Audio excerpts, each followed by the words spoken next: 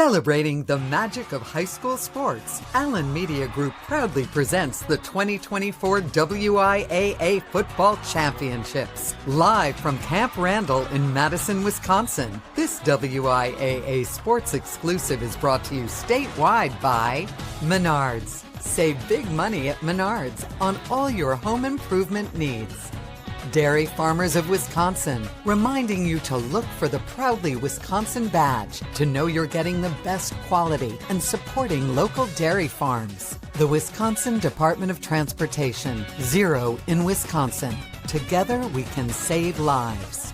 Rural Mutual Insurance Company. Premiums paid here, stay here to keep Wisconsin strong. A proud sponsor of the WIAA Rural Mutual Sportsmanship Award for over 50 years. We have seen rain, we have seen snow, we have seen wind, and we have seen 3 gold balls awarded. Time to award one more before we call it a day. Racine St. Catharines and Baldwin Woodville facing off in this WIAA Division IV State Championship. Welcome to Camp Randall. I'm Brad Hanson. So excited to have you with us as we get one more game going tonight. We've got Nick Tabbert on the sidelines. But to get you ready to start this Division IV championship, we're going to send it upstairs. Thanks so much, Nelly. This may be a classic matchup of an offense against a very stingy defense, and something's got to give. Yeah, here's the numbers I want people to remember. 45-5. Baldwin Woodville averages 45 points per game.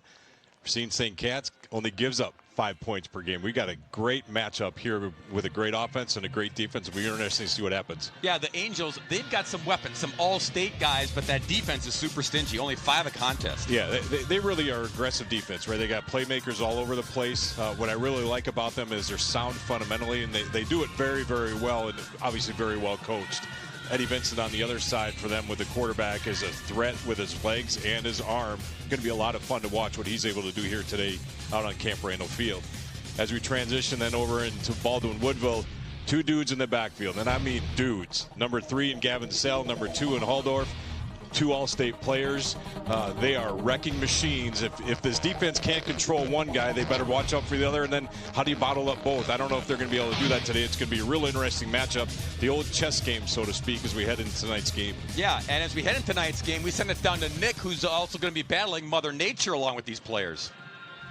Yeah, guys, the rain is starting to come down a little bit harder than we saw in that Division V game just a few moments ago. Baldwin Woodville, at state for the first time in 30 years. That road to state was cleared by 5 new starting offensive linemen. The group of Andrew Thompson, Sam Aho, Will Phelps, Drew Stark, and Trevor Murdoch all earned that spot this season. They started to really gel around week 3, and like you talked about, those 2 big studs in the backfield making all the touchdowns happen. It's because of that brand new starting 5 up front.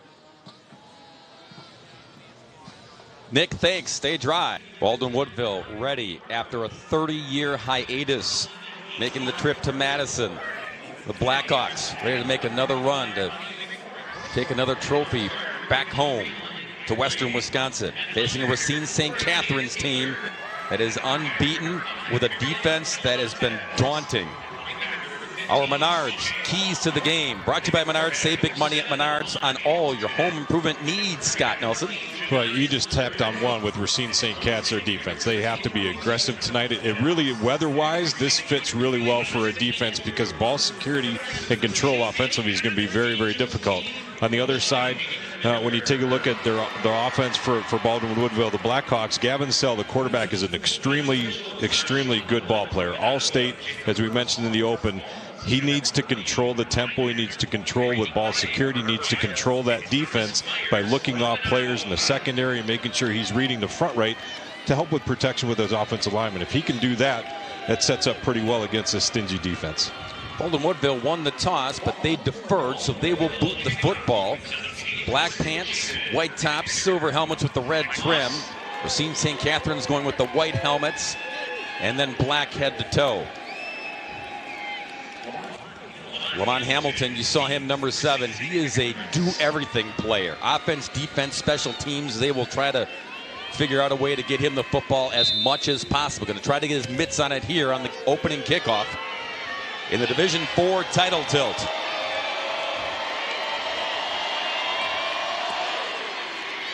Hamilton will watch it bounce into the end zone. Now this offense for St. Cat's, Scott Nelson, not too much of a slouch themselves. 36 points per ball game. And you mentioned Eddie Vincent, the quarterback. Very efficient back there. Only one interception all season long. He takes care of the football. Yeah, he does, and he delivers the ball very well to his targets. He understands that only as a junior, he really is in control of this offense. He's accounted and helped for roughly 24, 25 touchdowns this year for this team. They can put up some points, too, and a great compliment to that stingy defense. Imarian Holder, talented running back behind him. And then, of course, Hamilton, watch number 7. They call him the Tyreek Hill of this offense, which means he'll be everywhere. 1st and 10 from the 20-yard line.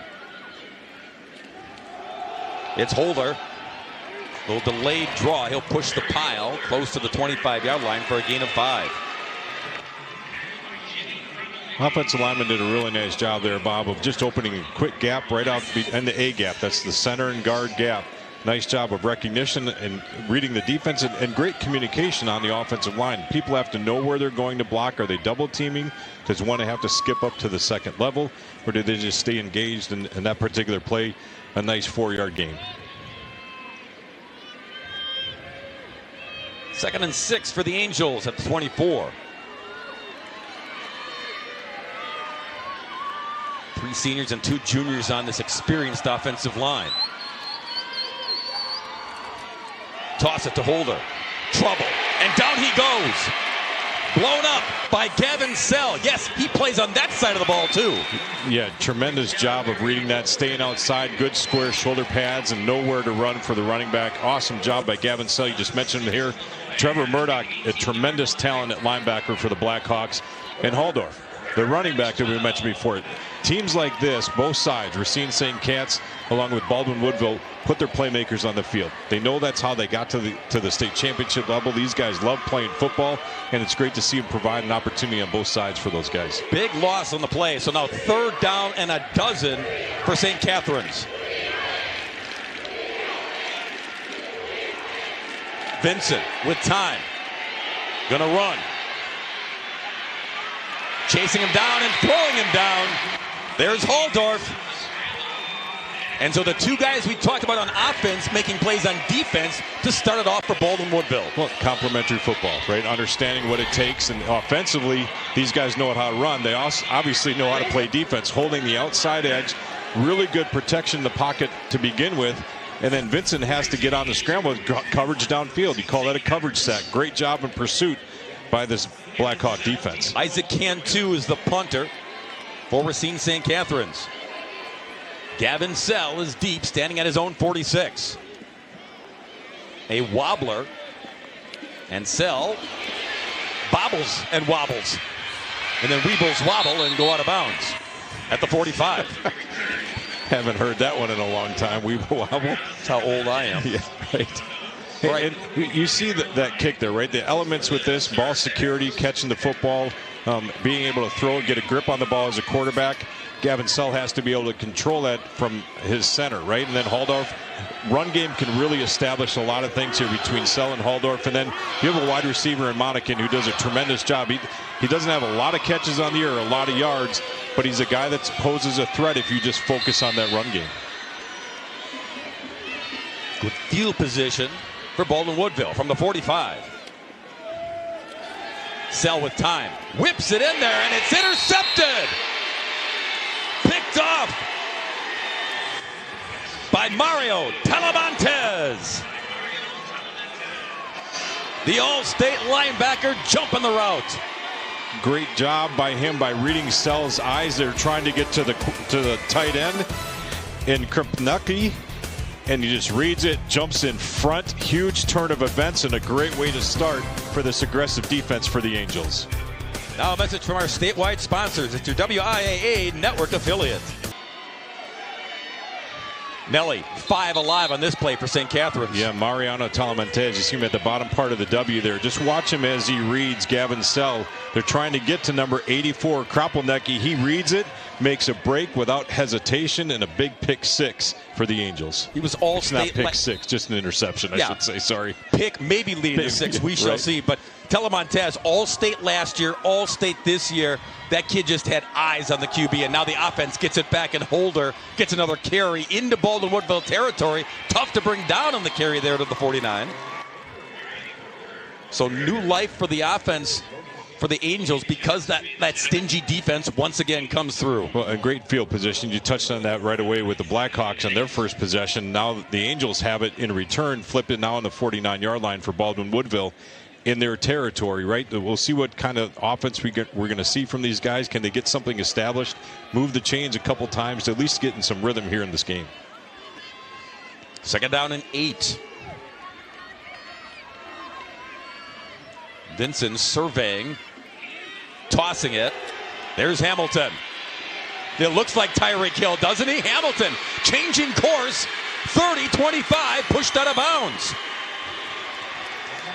That's the athleticism and the speed guy that you want to try to funnel the football to. Well, Baldwin Woodville's defense is doing a great job of pursuit, forcing him to cut back. The trouble is there was blockers on the backside. His quarterback's leading down the field. Vincent does a great job of doing that same thing.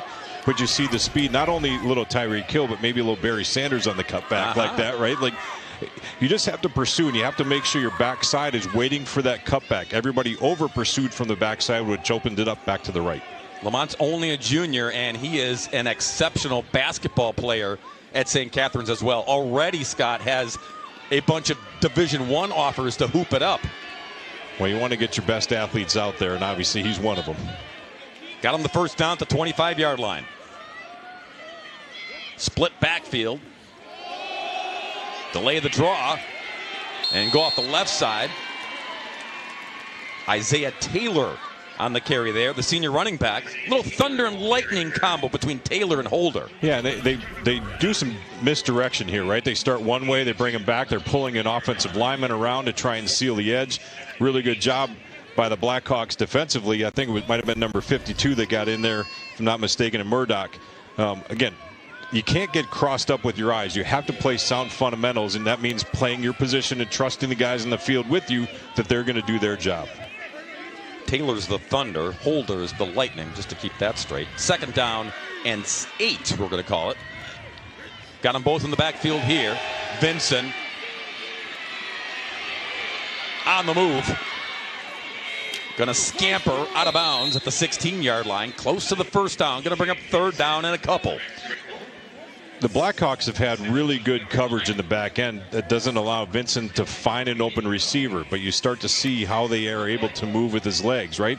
Really good pocket protection. He gets to the outside edge, and then the pursuit's late because everybody's in coverage and man coverage, and so you got guys that are coming late to the football, which gave him a nice chunk of yardage there on that play. And that's what you have to almost decide as a defensive staff. Do we want to spy the quarterback? Do we take care of the running backs? Who are we really focusing on? And obviously, if they don't get their eyes on to Vincent soon, he's going to be able to run all over the field. Holder and Taylor in the backfield with Vincent on 3rd and 2. And there's your thunder. Power football by Isaiah Taylor to get the first down. Punishing runner. He's a one-cut downhill runner, Scott, and gets the job done here. Does a really good job of slipping out of the grasp of Veenendahl, number 62. He's able to hang on to his foot, but he drags him for that extra yardage for the first down. Right now, Racine St. Cat's is feeling a little bit of momentum. They got the turnover. They've been able to move the chains a few times like we just talked. Here's an opportunity to now knock it inside the red zone. Can they finish now here from the 13-yard line? Fresh set of downs here for Racine St. Catherine's, state champs back in 2018. First time back here at Camp Randall since then. It's Holder. And Holder gets piled on after a gain maybe of a yard. Maybe even lost a yard. Yeah, they're going to push him back to the 14.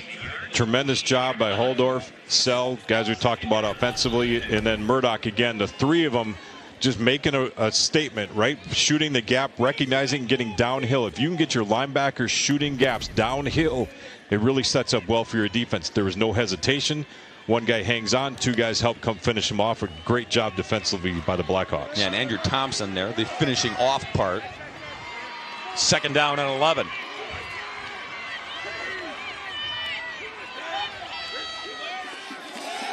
Vincent in trouble, slippery, gets out of it again, and Vincent pushed out of bounds at the 4-yard line. Flag comes in late along the sidelines. I'm not sure if we're going to get a late hit out of bounds or if we're going to block in the back by one of the receivers down towards the goal line. Will be interesting to see what they call. Sean Umlin is the referee. There it is, Nelly.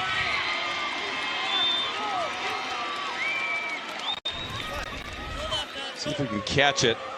Blackhawks are bringing pressure. He gets out of the grasp initially, and then he starts scrambling. Right here at the top part of your screen, you just see the little shove in the back. That's one where you have a little conversation with him on the sideline. On the offense, 10-yard penalty, still 2nd down. Here you hear Sean Umlin from Minocqua. He and his crew from that neck of the woods.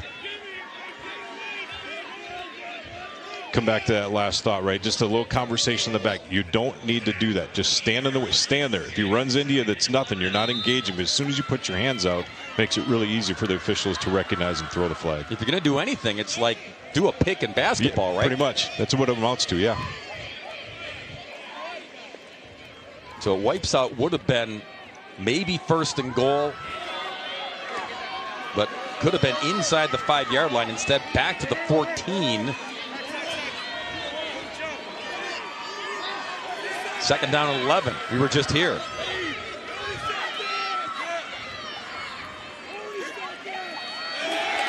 Vincent over the middle, almost intercepted. Dane Vienendahl had his mitts on it, but couldn't hold on. This is where the weather comes into play. You can see the rain on the screen. Does the quarterback get a good grip on the ball? Does he deliver it well? It's a little bit high and a little bit behind. Not bad coverage by Vienendahl at all, but that's one where he ducks underneath at the last second. That's one that he's going to wish he had back. It's one of the best cornerbacks they've ever had at BW. That's what his head coach Dan Kiefer said. He's been around to see a lot of good ones. Brings up 3rd down and 11.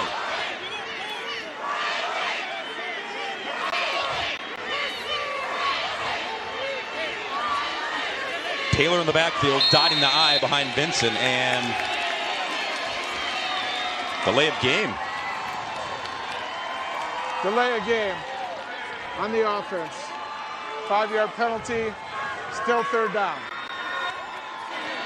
Wow, the St. Cat's offense has thrown a bunch of different formations at this Blackhawk defense. They've come out in quads. They've come out with a tight end in the wing and two running backs. And then this time they went trips with a tight end on the backside. A lot of different things for this defense to have to adjust to.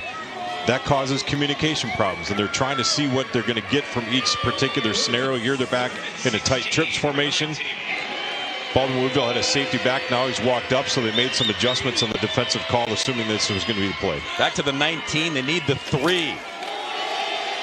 Vincent going to try to get him a little closer.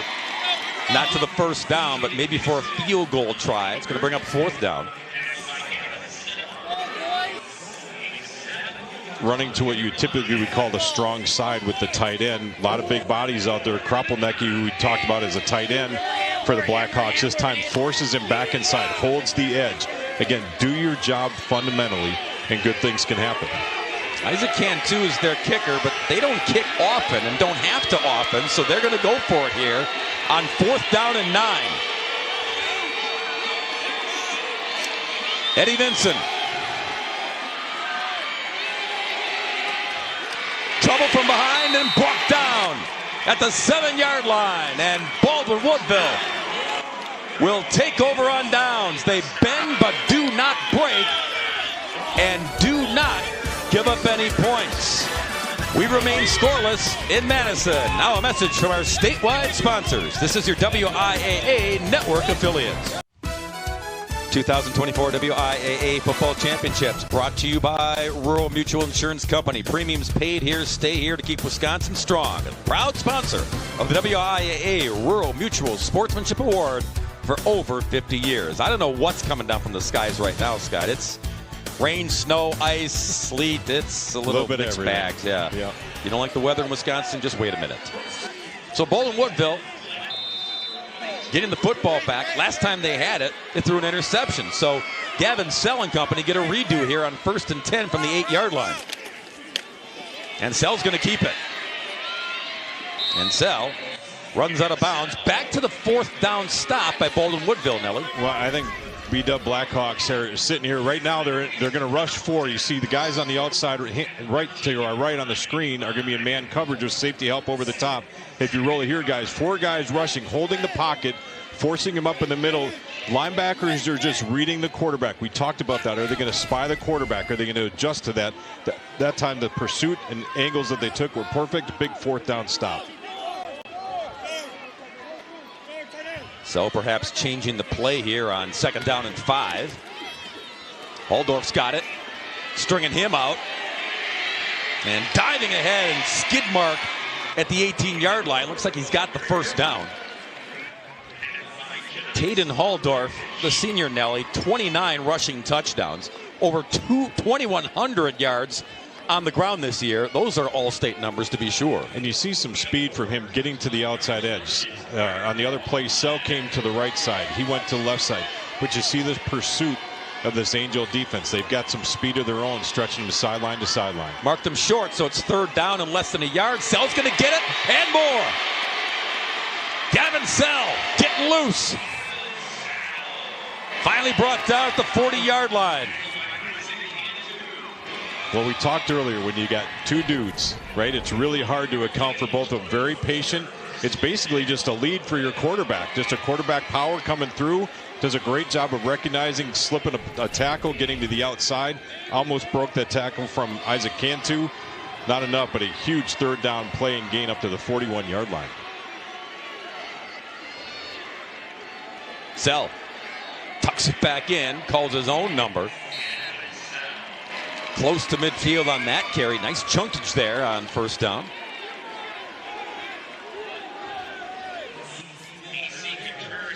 And the St. Catherine's defense, yeah, they've been stingy all season long. The most points they gave up, Nelly, was 14 in level 3 against Lake Mills. 14. 4 shutouts on their resume during the season as Holdorf gets it into Angels territory for another 1st down. I tell you, this defense, right, you see number 5 there in Talamantes, right? A tremendous job in Mariano. Then look who's next to him, number 13, right? Sitting right there. These guys, the defensive line is very strong up front, is able to shed blocks. The trouble is, can they shed enough of them, right? Are they getting double teamed? Are they going to be manned up one-on-one? And it's a matter of gaining position, then getting your eyes to where the football is. But with 2 guys in the backfield, a lot of misdirection, your quarterback reading certain plays makes it really hard to locate. And right now, these 2 dudes, as Nelly calls them, are chewing up the yardage against this defense. And now you give it to somebody else. This is Veenendahl and Dane in the little jet option, which is part of this Dan Kiefer offense. And part of what the offense is Gavin Sell has to read as a quarterback. The previous play, he took it and ran it himself. This time he gives it to Veenendahl, does a great job of recognizing somebody collapsing down on him. We'll get to the outside edge, get some positive yards. And they're going no huddle. They're going quick. Sell keeps it himself again. Trying to keep this defense off balance is Baldwin Woodville. I think this is a really good execution by coach here now going hurry up. The St. Cat's defense, right? They don't have a lot of guys in their bench, so these guys can get tired. Can we wear them down by going fast? 2nd down and 7 here into the red zone. Baldwin Woodville knocking on the door, trying to break the scoreless tie. Nice job of showing hurry up and being patient here. See what the defense is going to set up with and then calling the play after everything gets set.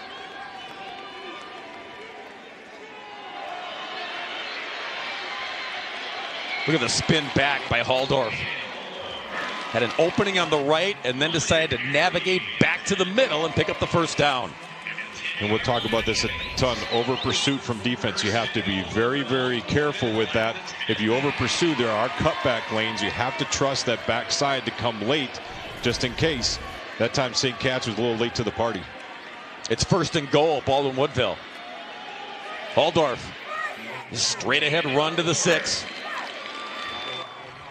Nice powerful run, lowering the shoulders at the end of that to gain an extra yards. Those are the little things that go hidden, right? That people don't always recognize, but that extra yards makes a big difference, especially when you were 1st and goal. Now you're 2nd and goal. That's the hardest 10 yards to get in football. Haldorf flanked to the left of his quarterback, Gavin Sell, on 2nd and goal. Got it again. Cutback, not this time, denied after a gain of only a couple.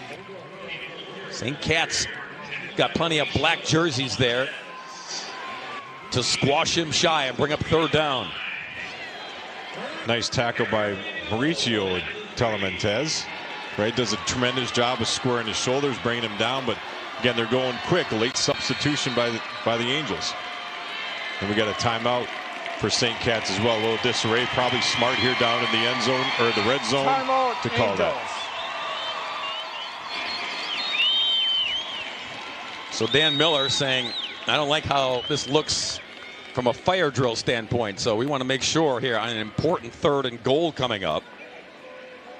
The Rural Mutual Road to State. How these two teams got here. We mentioned that Baldwin Woodville took them 30 years to get back here. But this is how they did it. Look at the numbers they piled up in their 4 games to make it to state. Freedom, an excellent ball club, but they knocked off the Irish in a back and forth shootout. And then took care of number 1 seed in their bracket, Winneconne. I think it just takes this offense a little bit to get going. Once they start moving, it's awfully difficult to stop. Well coached. You can tell when you look at the players, eyes are attentive on the coach. They're listening. They're understanding what he wants. And the coach trusts him, right? He puts him out there, and he trusts Gavin Sell to take care of things where he needs to and adjust where he needs to. But obviously a stout offense on their part. It's a Real Mutual Road to State premiums paid here. Stay here to keep Wisconsin strong. 3rd down and goal for the Blackhawks. Bobble the snap. And costly. Down goes Sell. He momentarily, Nelly, had a chance to reel it in and make a play, but Mother Nature wasn't having it. Well, right out of the gate there, he just takes his eyes off the snap, trying to get a quick handoff to Haldorf, goes through his hands, has the wherewithal to get it and save that, right? But that's what we talk about, like you have to, little things matter in a game like this, right? Weather's the same for both teams. You can call it what it is, right? But things are wet. Makes it tough to tackle, makes it tough to hang on to the football. And then you just have to make sure that your quarterback, again, a senior quarterback, a tremendous athlete that wants to make sure that he leads his team to victory, just settle down, right? We don't need to stress and press down here just because we're inside the 10-yard line. Do what we do. Let's score points. Let's get up, kick the football off, and let our defense get back at them again. Well, and to your point, Dan Kiefer calling a timeout here to settle down and maybe talk it over. Do we want to try a field goal here? They've got a soccer kicker, a soccer kid who's also a football player, to try a field goal. Do you want to try that in the elements here, or do you want to try to punch it in here on 4th and goal? Looks like they're bringing the regular offense out to that point. We'll see what kind of play the design they call up here. Maybe they're going to try and draw them off sides, get a little bit closer to the end zone. If they can't do that, maybe you call another timeout, kick the field goal. It's hard to burn 2 here in the same possession. 4th and goal from the 9. Little razzle-dazzle perhaps. Still on his feet. Haldorf, can he get there? No, he's knocked out of bounds short. Tremendous effort by Haldorf getting out of the 1 tackle to even give himself a chance to try and score. I was watching the cornerback for Racine St. Cat's. He was locked on and engaged with the receiver down at the end. Hopefully catch it right at the part in the end zone. He comes off the receiver late. A little bit of help from inside. 2 or 3 guys are able to force him out of bounds before he gets pay dirt. You saw Isaiah Taylor, Nelly. That's him being looked at. He was the man who shot in there first and slowed down Haldorf. And it looked like he grabbed his shoulder. He hit the turf hard, trying to make that solo tackle. He's up. That's good news. A lot of times when you reach out to make a tackle and the running back pulls his leg out of that's obviously more mass and strength coming out of a leg than the arm. Sometimes that pulls you hit funny on the turf. Kids aren't used to the hard turf, right? And so it changes things a little bit. So hopefully that's something he can recover and come back from. And number 4, yeah, pain but gain, because without that slowdown of Holdorf, huge play. Yep. Maybe the guys behind him don't get there in time. But they did en masse to push him out of bounds at the 2-yard line. So the offense back out there for the Angels in a scoreless first quarter. Vincent going to take the snap in his own end zone. Try to get some clearance with Holder. And he will. Runs out of bounds at the 7.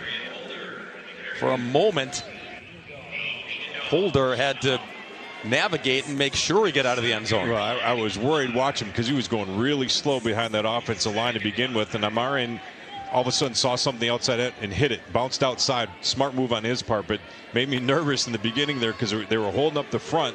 He was able to slip to the outside. Just need to be really attacking out of your end zone as opposed to patiently. He got 5, so it's 2nd and 5.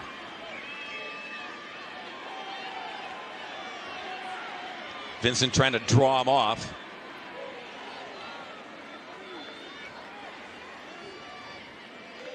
Snap it, give it. Holder.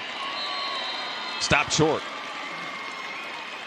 Maybe a yard on the Holder carry. Going to bring up 3rd down as the rain continues to fall here on a chilly Thursday night in Wisconsin. Well, and we're starting to wind down the first quarter here. This has to be a play that the Angels are comfortable with, right? The guys know that they can have some success with, because you're going to flip the field with possession. If you don't get this, you're going to end up punting, and then you're going to provide great field position for Baldwin Woodville. So this has to be a play that the guys know they can execute well, and they can make some things happen. 3rd and 4, they won't even snap it. And that's the end of the first quarter. So we will march with them down to the other end of the field. Angels nothing. Blackhawks nothing. 2nd quarter on tap. Now a message from your local station. This is your WIAA network affiliates. WIAA Football Championships brought to you by the Dairy Farmers of Wisconsin. Reminding you to look for the Proudly Wisconsin badge to know you're getting the best quality and supporting local dairy farms. Scoreless between Baldwin Woodville and Racine St. Catharines through the first 12 minutes of action. Bob Brainerd, Scott Nelson, our crew here in rainy Madison. 3rd and 4 for the Angels. Swing it. Holder trying to dance along the sidelines, but he's pushed out of bounds at the 11. That's a yard shy. Trying to slip around the edge. A really good job on the outside edge by the cornerback. I think it was number 25, Vienendahl, that established himself outside edge, squared up to the wide receiver, and forced a little bit different angle around the corner down the sideline that pushed him out of bounds. 4th down, and everyone getting excited because would they go for it here? How much guts do you have at the 11?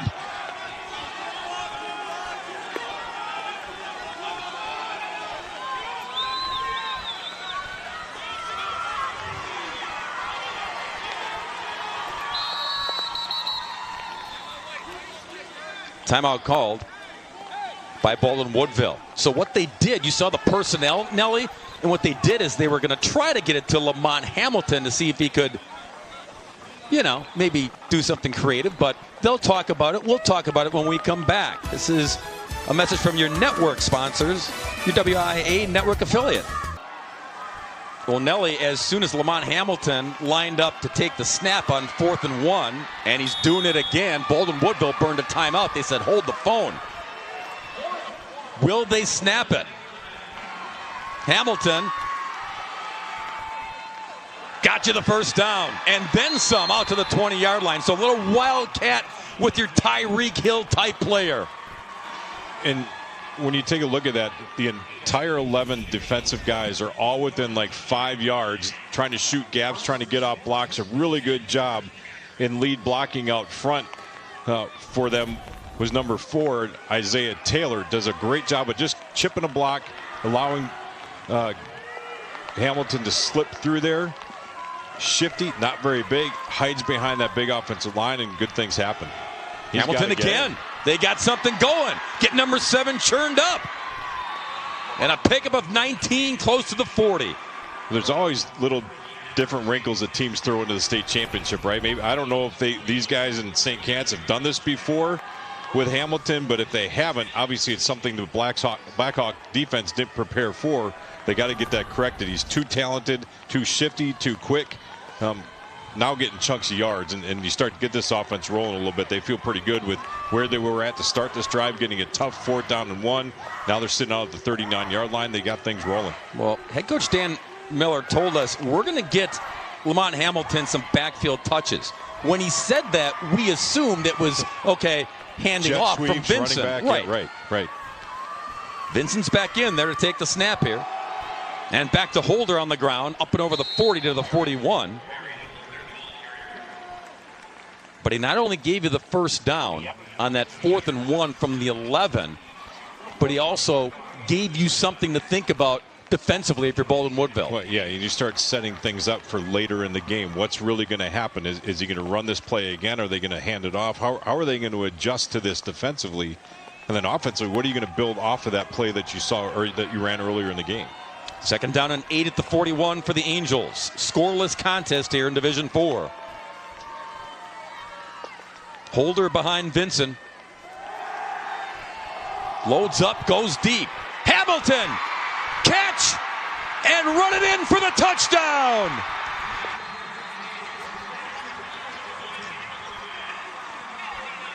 "59-yard hookup, 1-7. Quarterback catches it, 1 step, throws it up to his main target. Hamilton does a great job running underneath it. I think that was the 5th pass play of the game. Not that St. Cat's hasn't attempted it, but perfect throw. Great job running underneath it. Hands go up late. Defender never has a chance to recover. Veenendahl, again, a very, very good cornerback, but got beat over the top just on a go route. Quarterback trusts it. And when that happens, good things happen for your team. Boy, that's like Cheetah 2.0. Did everything on that drive. Got him the first down deep in their own territory. Got another big carry, and then the 59-yard hookup on the pass from Vincent. You ride your horses all the way through, right? Going for 2, as they often do. And this will be a walk to the corner. In for the 2-point try. Telemontez. Mariano makes it 8-0. On the board first, the Angels. Now a message from our statewide sponsors. This is your WIAA network affiliates. Lamont Hamilton, big man on campus. Big moment for him on the scoring drive. He had his hands all over it, Scott Nelson. Just a tremendous throw and a catch by Hamilton getting down there. And then obviously you see the speed, just a straight go route for the score. A player that shows up in many different facets for Racine St. Cat's, and obviously paid it there to get on the board first.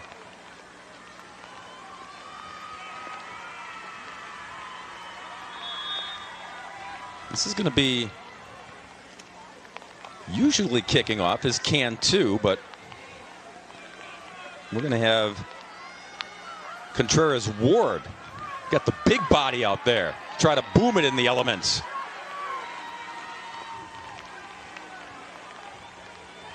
And it worked.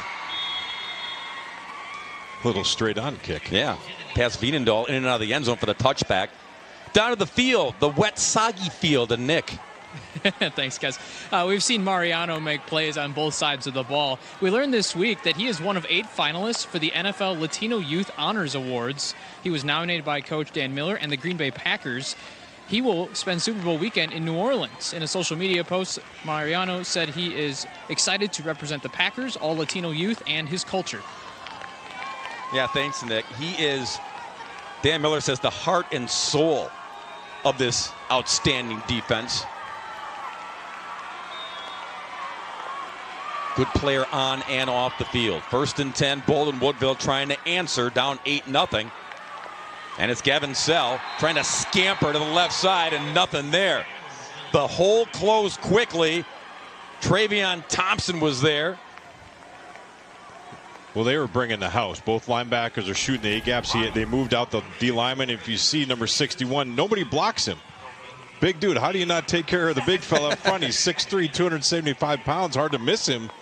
But he just stays in his gap where he's assigned to go. Makes a tremendous play for the Racine St. Cats defense. No gain, 2nd and 10.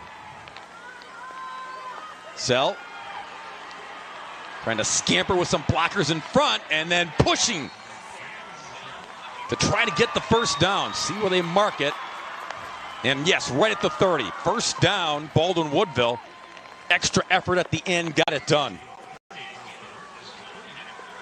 Tremendous job by 84 Kropelnicki of maintaining his block, working his feet to seal the edge to allow the play to turn upfield for that first down. If he lets that defender cross his face, that could have been trouble. Really good job staying on his block. Little draw play there to Huldorf. He's tripped up after a gain of a yard to the 31.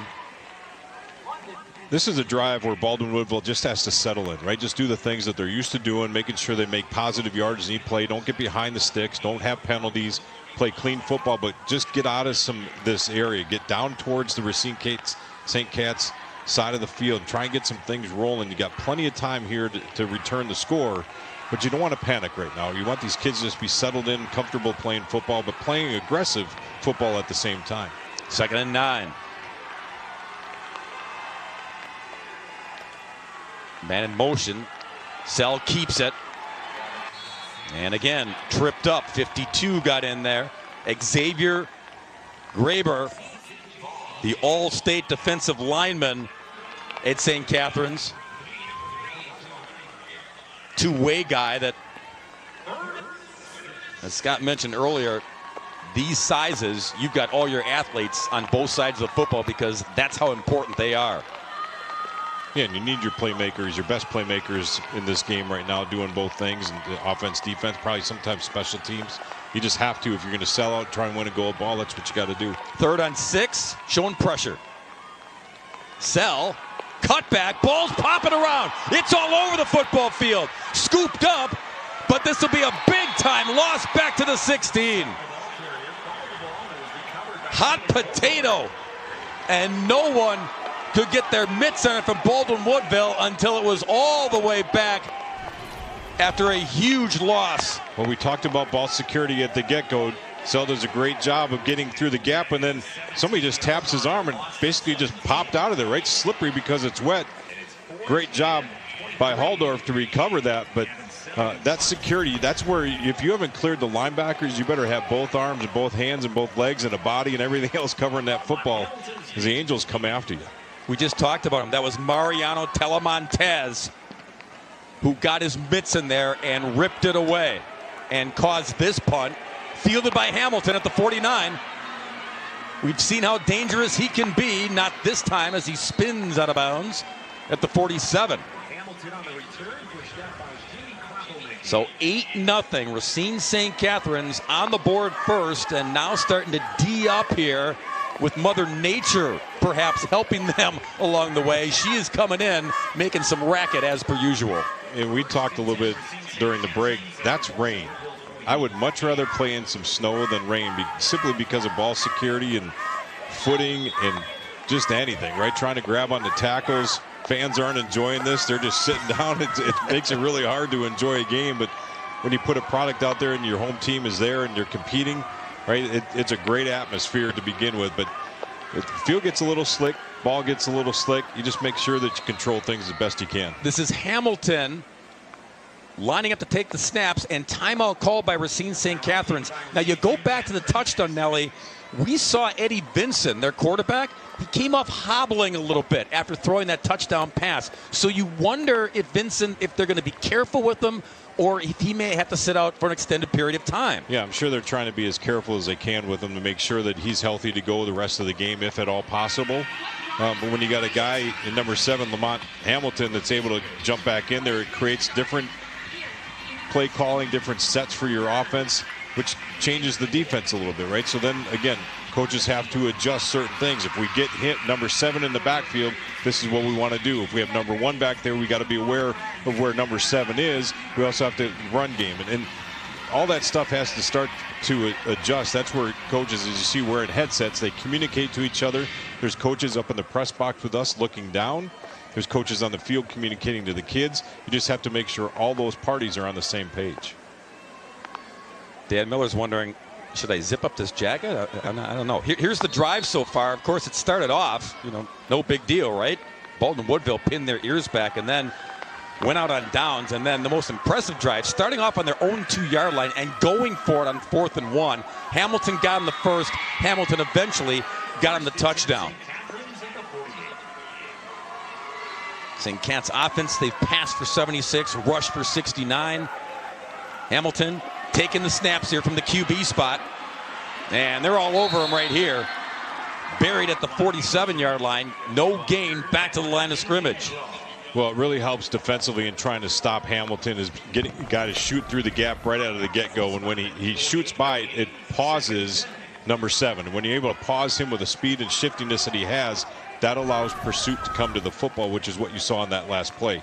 If you don't get that, now he's got a free run. It makes it a lot harder to bring him down. So Eddie Vinson getting the play and coming back in. A little wobbly as he walks in, but going to take the snap here on 2nd down and 10. Looks like he's got his left ankle taped up a bunch. You can see the black around the shoe. On the give. Good defense stack up by the Blackhawks. We can see the defense, right? The Blackhawks do a good job here knowing that Hamilton's not in the backfield. The pursuit coming again. Guys getting off blocks, shooting the gaps, and it forces the running back to pause. If you can do that, that's pursuit. You didn't have to worry about number 7 with the shiftiness in Hamilton. He was flanked out as a receiver. We'll see what we get back here this play now. So Taylor only got a yard, if that. So 3rd down and 9 or 10. They need the 38 to move the chains. Vinson looking to throw. Nothing left. Right. Dump it off. Catch and carry and lean past the 40. Going to be close. But probably a yard shy as Isaiah Taylor. But Taylor, Herculean effort to make this close on 4th down. Well, and the awareness of where he has to get to trying to extend the football for the first, got him close. Vienendo on the flip side for the Blackhawk defense read it, was in coverage with his man, read the flare, just a safety check down route for your quarterback. He just needs to break down. If he breaks down, he doesn't run flying by the ball carrier then. He's able to probably get a tackle or pursuit again. He tried to get the kill shot, ran right by it, set up the 4th and 1 again. 3rd time they're going for it. They're 1 for 2 so far on 4th down. Vinson cut back and boy, this is going to be close. It looked like he had it no problem, and then there was pushback right. At the 38. And that's what for a measurement. Yeah, the nose of the football, Nelly, is right at the 38. Yeah, I agree with you. I thought he got by it, and then they drove him backwards, but the officials down there didn't think so. We'll see what we get here on the replay. He's pushing forward. Looks to me like he got past the 38-yard line, but we'll see.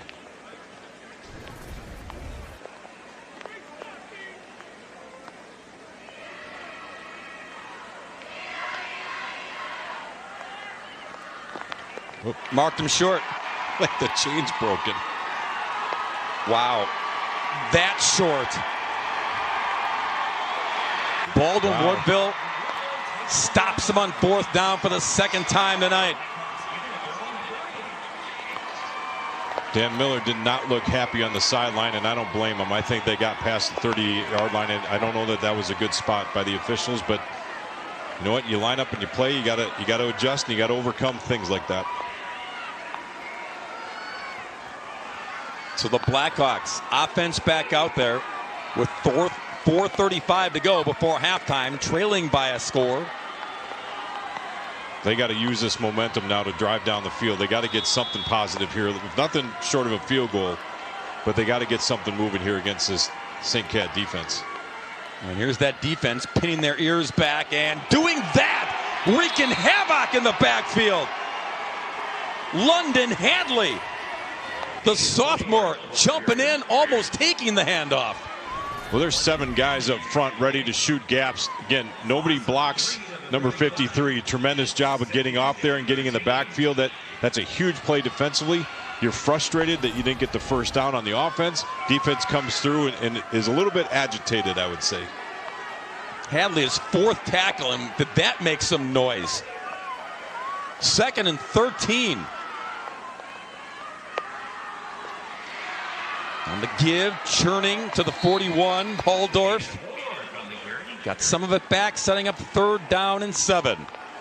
It's always hard offensively when you on first down you get pushed back behind the chains, right? It kind of changes some play calling. You have to be smart with the football. Ball security again comes into play. It's 3rd and 7 right now, and this is an opportunity now for the Blackhawks to maybe throw one up and see if they can get a quick hit. You just got to be careful. You don't want to throw the ball into where the defense is coming. Of course, they go the run play instead. Yeah. Or you do that. What do I know? You got a guy who ran for over 2,100 yards and say, get the first down. Feed him. Yep. Haldorf up and over midfield. They move the chains here. Now they're quick on the ball too. From midfield, 1st and 10, Blackhawks. Sell calls his own number. Ball's out. Angels got it and then got it back. Telemontez with the fumble recovery. Check that. C.J. Vaughn with the fumble recovery. Telemontez had it first and lost it. Again, a read by your quarterback and Gavin Sell. He's fighting for extra yards. He got the one hand pulled off the football, trying to protect it better. Another helmet comes in, knocks it out. And pursuit by your defense. Never give up on a play. You never know what's going to happen. You can see right here at the end, his arm gets yanked off, and then the ball pops out. Really good call by the officials. Guys are pushing each other, trying to get to the football.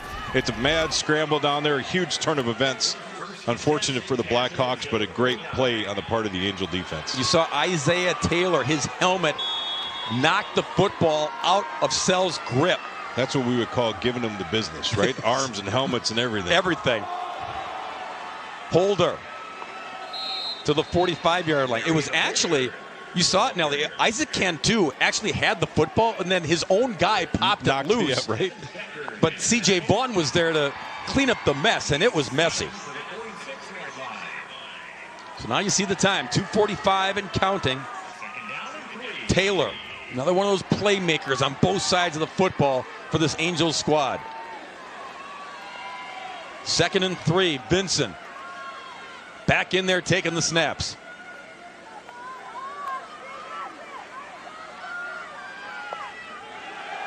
Holder stays in the block.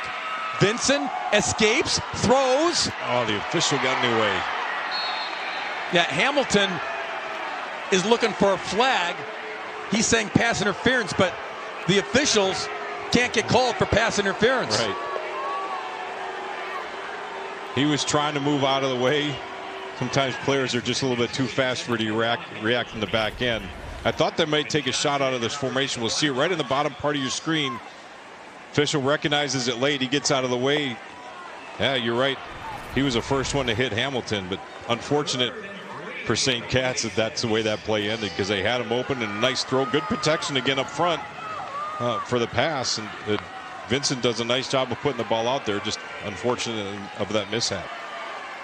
Lamont didn't realize who hit him. One of the Zebras. 3rd and 3.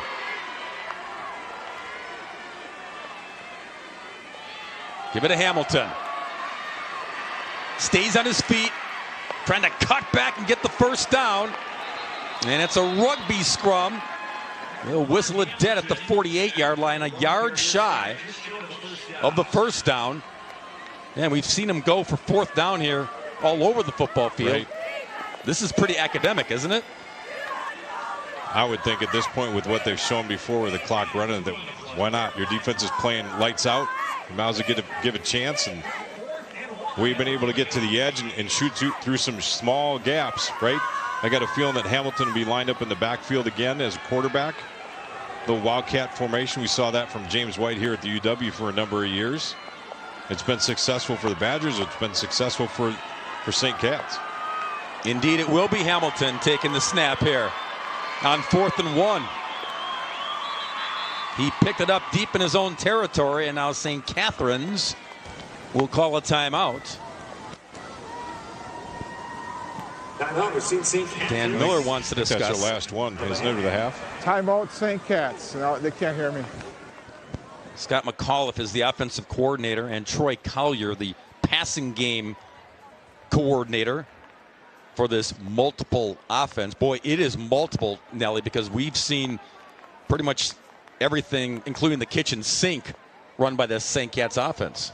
Yeah, and when you're looking at him here, right, he's communicating to his players now. Before he had his mic down, he's talking to the guys up front. What did we get defensively from Baldwin Woodville when we came out in that formation? Oh, now he's communicating. This is what we're going to run. This is what I need you to do, what I need you to do. And he's going through his offensive line. He's going through his running backs, his receivers, making sure everybody's on the same page. But that's a communication we talked about from the coaching staff, from the up in the press box down to the field, to make sure everybody's all locked in, especially on this big fourth down play. Huge call, because if they don't get it, you set up Baldwin Woodville with great field position and one timeout remaining with 1:19 left in the half. And if you do get it, A, chance to score before halftime, or B, at least hang on to the football and keep this 8-0 before going to the break. Right. So Hamilton again, ready to take the snap on 4th and 1. He's got it. He cuts back. He's got midfield. He's got the first down. Now clock will stop here till the chains get set, and then it starts rolling again. So they got to be quick on the ball. Probably look, if they're going to pass, get to the outside, to the boundary. Defensively, you got to force them to stay inside on the field so they can't continue to drive and force that clock to run. Winding down to a minute to go. Vincent back in there. Number 1, the quarterback.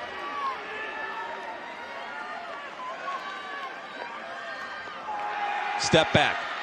Time. Too much on it. Intended for Isaac Cantu.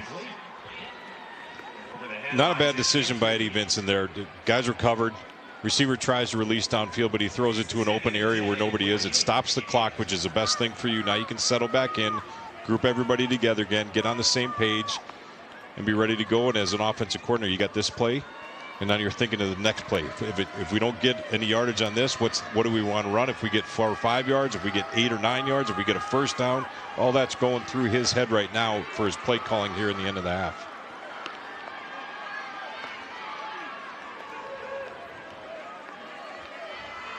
Second and 10, Vincent. Again, time in the pocket. Again, it breaks down, and again, Vincent takes off to the 40-yard line. Clock continues to roll here. He came up short of the first down. 3rd down and 2 for the Angels. Back to the line quickly.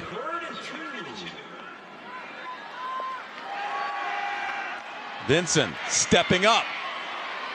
Running, throwing, sideline, catch, juggled, and caught. First down to 23. Clock will stop for the moment. Got to get up and spike it. Holder on the catch out of the backfield.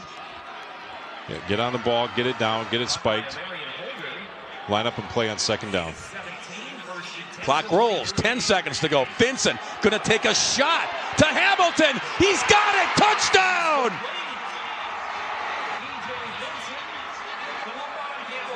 Who needs clock management when you got a weapon like number 7? Bob, this is all stuff that you practice during the season. Quick 2-minute drill. What kind of plays are we going to run? You look at the matchups that you have. Tremendous job first by Vincent to avoid the sack to get outside, and then to have the arm strength to get it down into the end zone and throw it up for grabs for Hamilton to run underneath it. Hamilton was outside. He had to work underneath the defender back towards the middle of the field. But sometimes you just throw the ball up for your receiver and let them go make plays. Nelly, you talk about it all the time. It's about trust, right? It is. Trust between your teammates, between a connection like Vincent and Hamilton. There was trust that he knew 7 would get there. Well, the athletic ability first that he has to slip underneath the defender is tremendous. But Vincent getting out of the pressure first was a huge play. That he was almost sacked. Was able to pull out even with a bum leg, right? Going for 2. Hamilton, the snap. The lefty going to throw it. And incomplete. was intended for Cantu, who was covered. But yeah, he can throw too. Another look at the touchdown, Nelly. Well, here's Eddie Vincent launching it down the field, throwing it up underneath. Does a great job of putting it back to the middle, letting his receiver get after it. Nice job of avoiding some pressure up front, recognizing where his receiver was going, where the open field was. He threw him open. A lot of times you hear that terminology, quarterbacks throw your receivers open. He did that right there for number 7. And Hamilton comes up with another big touchdown. Great recognition by Vincent, however, to put it in the spot where only his guy could go get it. There's the drive with 5 seconds left on the clock and no timeouts at the end. Capped off by Hamilton's second touchdown of the night. And now we saw that he's willing to throw too. He's a lefty and he's willing to throw the football too. So something else for the Blackhawks to think about, keeping their eye on this extraordinary athlete. A lot of weapons to account for defensively for the Blackhawks against the St. Cat defense or offense. We talked about the St. Cat defense, and they've played extremely well. They've given up some yardage, but they're starting to figure things out. You see the speed that they have from sideline to sideline, stretching out plays. You see big guys up front shedding blocks. Again, very well coached, very well disciplined, understanding what their role is, and all 11 guys doing that together. Contreras Ward gonna boom it again, a knuckleball, feel it at the 10-yard line. Nice sprint there. Veenendahl, Dane out to the 40, but the clock hits triple zeros here at the camp. And this Division 4 state championship is 14-0 Angels over the Blackhawks. I will say this, right? Racine St. Cat's adjusted some different things. They were able to get in some coverage. When I look at Baldwin Woodville, they're just a little disjointed right now. If they can gather themselves at half, come back together, I think they get the football out in the second half, correct? So they have an opportunity offensively to get going. They just need to settle down, right? There's a lot of game left to play. St. Cat's right now is control. Momentum swings back and forth. You got to figure out a way to get that back on your side to make sure you can get something positive out of here starting out in the second half. But coaches really got to settle these kids down. Oh, they're fired up. Everyone fired up despite the nasty weather. 14-0. The Angels lead the Blackhawks at the half. Now a message from your local station. This is your WIAA network affiliates. The Angels' passing attack has taken flight, and Racine St. Catherine's a 14-0 lead over Baldwin Woodville at halftime of this Division 4 high school football championship. Welcome down to the field level here at Camp Randall. I'm Brad Hansen, joined by Corey Hinkle, superintendent at Luck, but more importantly, the Board of Control president with the WIAA.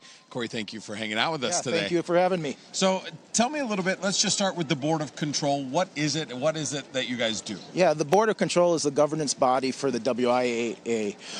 It's made up of 11-member board. 7 of them are elected by districts, and then there's 4 at-large positions, a gender, a minority, a school board association, and non-public rep. So we oversee all the aspects of the WIAA.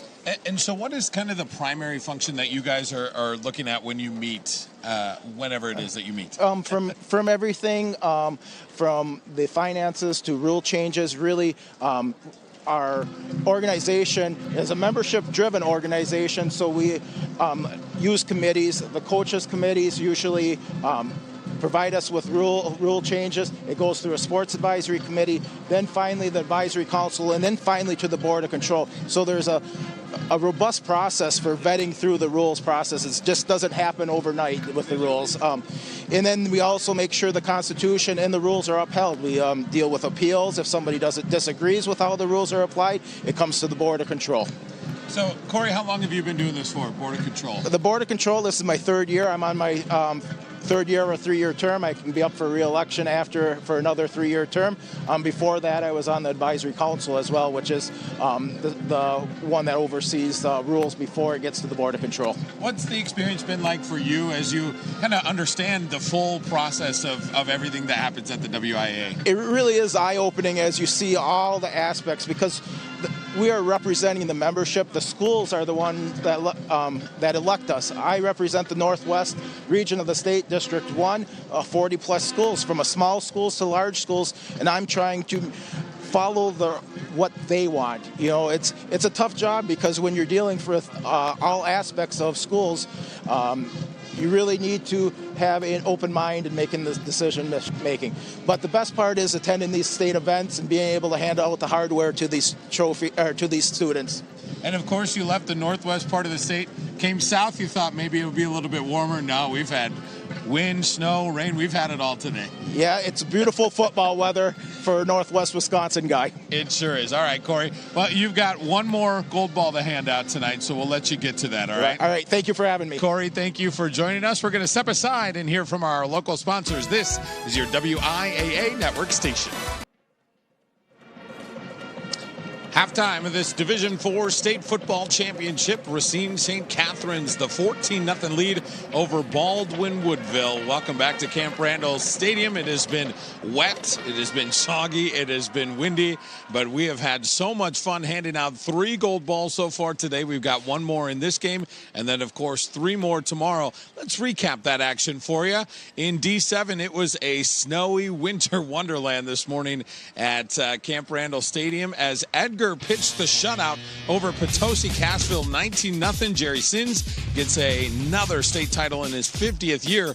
Then it was Lomira who survived the late push from Grantsburg, and they take a state title in Division 6, 26-19. In D5, Stratford reclaiming the title as the winningest program in the state, their 10th straight title, 21-6 over Wrightstown. And a good one here in Division 4. Racine St. Catherine's up 14-0 over Baldwin Woodville. That's going to do it for tonight. But tomorrow we've got 3 on deck starting about 10 o'clock tomorrow morning.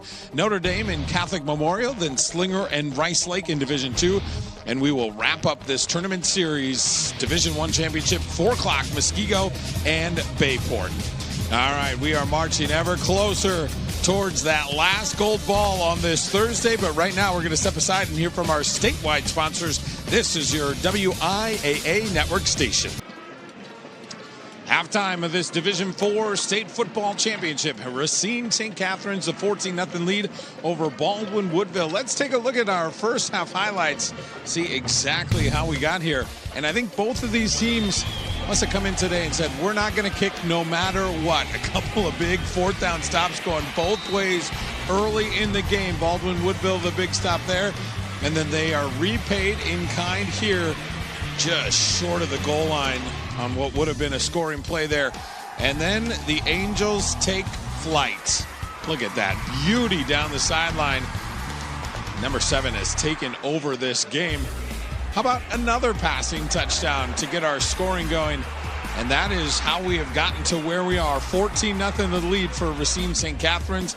And you look at the stats, and it's going to bear out exactly what we just saw. All the passing yards belonging to the Angels. 134-0. Baldwin Woodville effective on the ground, but a couple of turnovers. And that has been the difference in this game so far. Can they turn it around in the second half, or will the Angels run away with this? We'll find out in just a bit. But right now, a message from your local sponsors. This is your WIAA Network station. For WIAA Football Championships, brought to you by Menards. Save big money at Menards on all your home improvement needs. 14-0 our score. Racine St. Catherine's leading Baldwin Woodville as we get you set for the second half of football. Before we do that, we check in with Nick down the field. He talked to the 2 Dans, Kiefer and Miller. That first half effort, a championship level defensive performance. Really pleased with that 4th down stop inside the red zone, right, to get the ball back and give the momentum back as well. Said this group really needs to come out, though, firing in the 3rd quarter to preserve that lead. Coach Kiefer on the other side said, yeah, we can't turn the ball over. And I asked him, you have 0 passing yards. How do you get the balance back? Obviously, the one pass was the interception.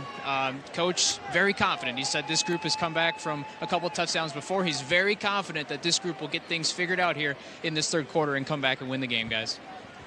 Nick, thanks. Yeah, Baldwin Woodville threw only 1 pass, rushed it for 109 yards, Nelly. Yeah, 1 pass, 1 interception, right? And which made it really difficult. But that guy right there on the screen, Lamont Hamilton, the Baldwin Woodville defense has to figure out something to stop him. Right now they've been in single coverage pretty much the entire first half. You got to find a way to get some safety help over the top to try and negate him out in the pass game. And then you just got to corral when he's lined up in Wildcat defensively on your front. But I just have a feeling Baldwin Woodville's close, right? They've got Sell and Holdorf who did a tremendous job coming into this game. They've rushed for over 2,100 yards in Holdorf, and I think Sell's over 1,500 yards. So these guys can play. They know this. And I like hearing the encouraging words. We've been here before. Our guys know what to do. If you've not been in that situation, it makes it a lot more difficult. So there's some things that they can refer back to and understand. How do we adjust in the game before where we were down? How do we come back from that? But this St. Cat defense has been everything we thought it was going to be. They've run very well sideline to sideline. They're in coverage very well. They bring 6 guys at a time, so the offensive line can't block everybody. They got in the backfield a few times. The Blackhawks have to find a way to get something positive here in this first drive. Whether they score or not, they got to get a drive going down the field. And if they can do that, now they start to build some confidence. We talked about that going into the half. Now coming out, you got to find a way to switch momentum back to your side. Even if it's a little bit, start gaining piece by piece, and good things can happen. But right now, the way this thing's been going, St. Cat's has owned this game. I'd look for them to come out hungry, ready to go defensively and try and get a quick stop against the Blackhawks. And again, its offensive game right now sits in Blackhawks' hands to get something rolling. As Nelly mentioned, Baldwin Woodville going to get the football here to kickstart the second half. Contreras Ward will boot it. I want to know, does he have a flat toe shoe on? The old flat toe, steel toe shoe? One would hope, right? The way he boots it. I don't think he does. No. Looks like that's a brave soul in this weather. Looks like tire tread. You took it off of right. An old Oldsmobile and just made it into a shoe. A little alligator skin. Kicking into the north end zone now. The wind has kind of died down, but the rain certainly hasn't. And the third quarter, second half is underway. Short kick this time, fielded at the 14. This is Vienendahl with room. Hanging on to the football and then hanging on for dear life down the sidelines and then pushed out of bounds at the 43-yard line. Well, they got a good kick return going into the half. They got another really good kick return to start the second half. That starts to shift the momentum. He starts going to the left, a little misdirection, comes back right. Really good job of slipping a tackler and blocking downfield from his teammates. Heads up by those guys. You set up at the 43-yard line right now. Great field position for this offense to go to work. And Gavin Sell, the converted wide receiver. He played there for 3 years before shifting to the QB spot this year. And Vienendahl gets the football and gets popped. Ball's loose on the rug. Recovered by the Angels. This is how the first half started for Baldwin Woodville. I was just thinking the same thing. One pass, one interception, one play after a great return, another fumble from Baldwin Woodville recovered by the Angels. Again, a hat on the ball. Ball protection, when you're back there, you have to make sure you're squeezing with both hands, especially when you're about to get tackled. Great play up front, putting the helmet on the ball, coughs it up. And the pursuit then, again, don't give up on a play. You never know what's going to happen. Very opportunistic here from the St. Cat's defense. Sets up really well for an offensive series for them. They got things rolling there as a punt in the first one, but boy, did they start taking over here in the end of the first and end of the second quarter. Got the football back again here. 39-yard line. And Holder on the carry. In the pile, Nelly, got to give credit where credit's due. Rudy Pardo from his defensive end spot. There he is. As we check out the penalty, there was a hold on the Angels, but Rudy's the one who came up with the football, and that wasn't easy. You got bodies and arms and limbs and everything going on there. I think guys are trying to scoop the ball. Your own teammates, too, trying to scoop it and falls out of their hands or diving in. You don't want anybody to get hurt, but you got to be aggressive to the football. Holding on the offense. 10-yard penalty from the previous spot. Still first down. Sean Umlin, he and his crew from up north in this Division 4 state championship. I think they'd be used to the colder weather. When you get cold, where you start slurring things, your mouth doesn't work quite right. But so far, I've called a pretty decent game. Yeah, Sean, you get a pass in this weather. So back to the 49-yard line. Run pass. 1st and 20 now for the Angels. Isaiah Taylor in the backfield behind Vincent. Eddie going to throw over the middle.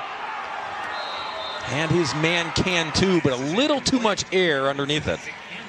That's one when, as you talk as a quarterback coach, offensive coordinator, right, you want to just give him a little bit more air. Let him run to the football. This one is more of a dart in the air. He's trying to sling it in there up over the top of a defender, but just a little bit more, it gives him a chance to run.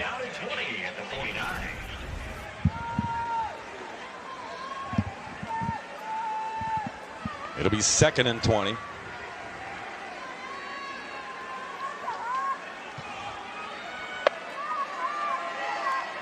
Yeah, they call Rudy Pardo Mr. Everything, I guess. Plays defensive end, plays tight end, recovers fumbles. Whatever you need me to do, Coach. Vincent, quick throw. Circling under it, it's Hamilton. Who else? And who else goes into the end zone for another touchdown? Well, you get mismatches with that young man for sure.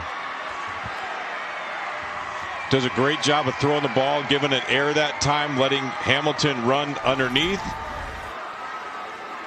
He just takes one step and throws it up. He got hit right at the end. Way to stay in there, young man, but great job of coming up. And as a defensive back, you're trying to close. Last minute, your hand has to go up when the receiver's hands go up. Well, Hamilton puts him up late. Doesn't give you really a chance to do that. We talked coming into the half. You got to find a way to give help to your corners with safeties or somebody else with that underneath route and let your corner play over the top. Again, one-on-one coverage, and Hamilton's proven to be just too much to handle tonight for the Blackhawk defense. 49 yards on the hookup. Lamont Hamilton, 4 catches, 155 yards, 3 touchdowns so far. That's a new Division 4 state record, Scott, already. And we've only just begun the 3rd period. Right. It's like we had illegal substitution on Racine St. Cats. They had maybe too many in the huddle, maybe 12 men. They got 12 guys on the field right now, yep. Yeah, when Sean's counting, that's a dead giveaway. Right. Substitute infraction on the offense. 12 men on the field. We have the try. Dan Miller's a big 2-point guy. He hates kicking PATs. Rarely does. So, well, some coaches have that philosophy. Onside kick every time. Go for 2 every time, right? It's hard to stop that. A lot of things happen very fast down at the 3-yard line. Now, of course, they're back at the 8, so it gives your offense a chance to open things up a little bit. But that's your philosophy, and you stick to it. The kids love it. It's Telemontez taking the snap here. Gonna roll. Gonna cut back. And gonna get tackled at the 6. So no one open in the end zone, but the damage done by Lamont Hamilton for the 3rd time tonight. Now a message from our statewide sponsors. This is your WIAA network affiliates. 20-0, Angels in front. Here is your Rural Road to State, brought to you by Rural Mutual Insurance Company. Premiums paid here, stay here to keep Wisconsin strong. Dan Miller told us earlier this week, Dan, that they are battle-tested for this state championship because of the road they had to get here. Lake Mills was a dogfight. Again, 14 points, the most points they've given up, and had to score late to win that football game, and then knocking off Aquinas to get here. Battle tested indeed. Yeah, 2-time defending state champs in Aquinas, and yeah, you go against some really, really good teams as you progress through the playoffs, and they held their own, right? And they're proving that today, that they've earned that right to be here in Camp Randall and Barry Alvarez Field. Again, short kick here, going south to north. Vienendal's got it, tucked away up high and tripped up at the 30-yard line. All right, if you're the Blackhawks and you look at the drive summary, Nelly, it ain't pretty because of the way two drives started in particular. They quickly turned disastrous. Yeah, and the two you're talking about, the first pass play of their offensive series, intercepted. The first run play during the start of the second half. The beginning of the start of the second half resulted in turnovers, and St. Cat's capitalized big on that last one. The turnovers, killers for the Blackhawks, but got the football here. Quick out to Wiedendahl. He pushes the pile, and then he gets pushed out of bounds at the 40-yard line. We've talked about that front, the defensive front, linebackers being able to flow really well, shed blocks. This time was a quick pass play out to the edge. Try just quick hitters. Get something positive going here again. We talked about that coming into the second half, then the fumble happened. Same thing with this drive. Same type of attitude. Just get some positive things going for your offense and your players to get back energized into this football game. Yeah, good start there. First down and 10 at the 40. Gavin Sells surveying. Holdorf will squeeze out 4, maybe 5 yards. Holdorf's been quiet tonight. He's got 12 yards or 12 carries for about 60 yards on the night.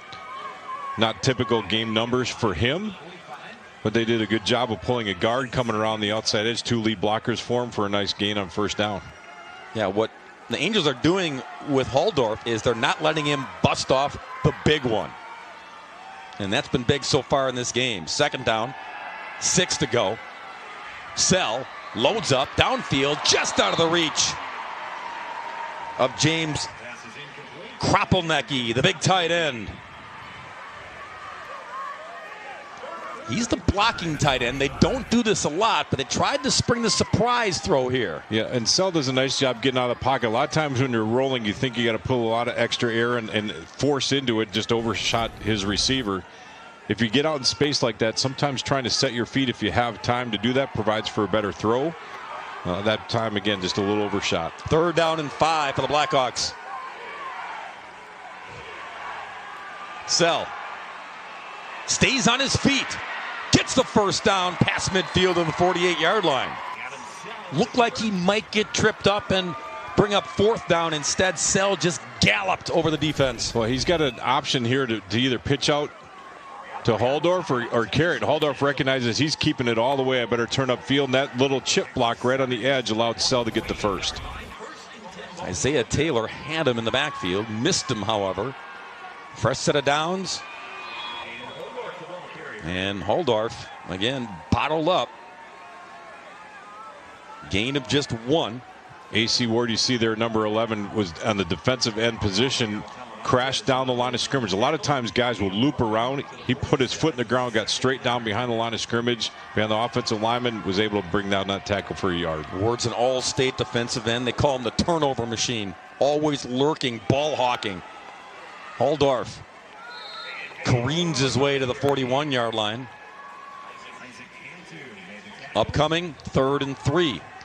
You've trusted Holdorf, you've trusted Sell a lot this year with the run game, and I'm glad to see him going back to him, build a little confidence in him. Even though they've turned the ball over a number of times, here's an opportunity to show that you've earned the right to play here at State. Keep working your workhorses. Trust them. That's what helped get you here. Trusted offensive line up front to block and maintain a block so the guys can run. Straight ahead, Sell faked the give on the jet sweep. And then got enough for the first down to the 37. Just a design play for Sell the whole way. Fake that. Get behind those linemen. Put your shoulder down. A big body. He's 6'3" and a little over 200 pounds, so it's a guy that can move the load. Back to the line on 1st and 10.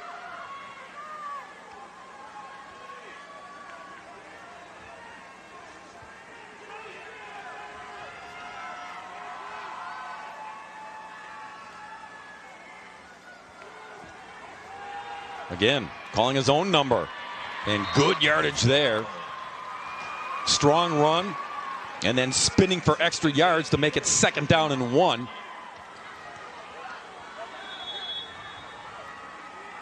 And timeout called by the officials. We had an injured Angel who needed help getting off the field. That's Rudy Pardo.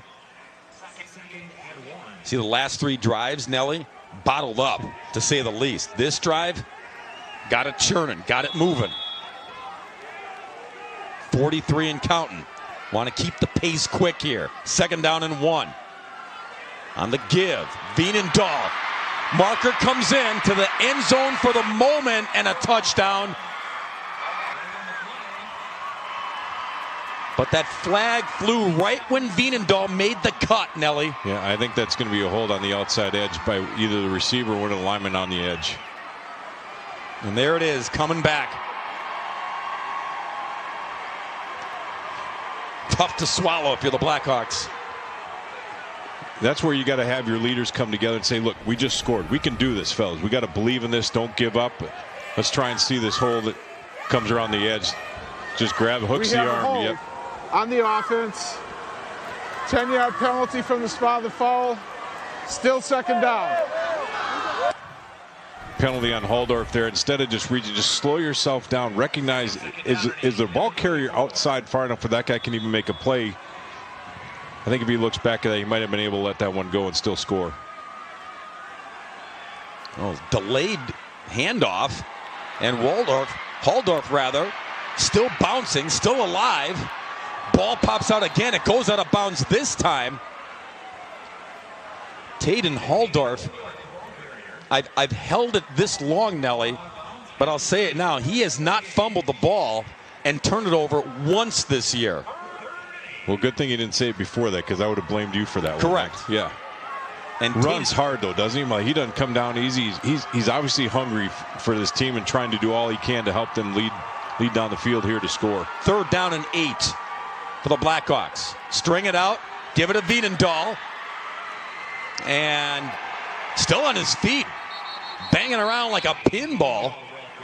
Took a big shot from number 6, I want to say it was, Antoine Ozier, who's down on the field right now. I think he took the brunt of that pop after he delivered it.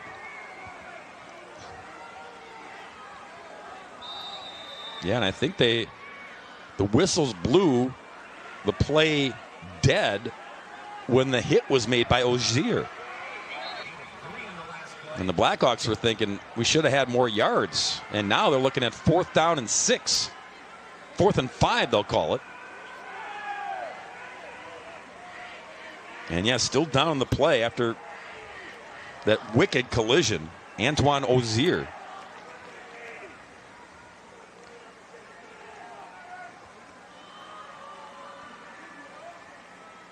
But when we resume, Nelly, big play coming up for Baldwin Woodville.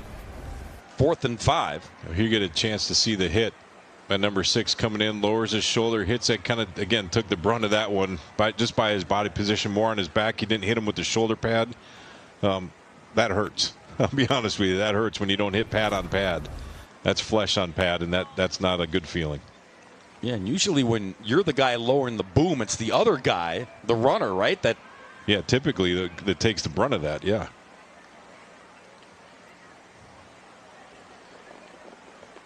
He might have just taken a seat there just to kind of gather himself, let the athletic trainers come out, talk to him, just kind of settle things down, slow things down a little bit, give him a chance to pop back up. I would guess we'd probably see him again out on the field as soon as he's ready. He'll set a play out here, and it's an important play for Baldwin Woodville. 4th and 5. Try not to let all these yards and all this movement of the football down the field fall off by turning it over on downs. And they may get a free 5.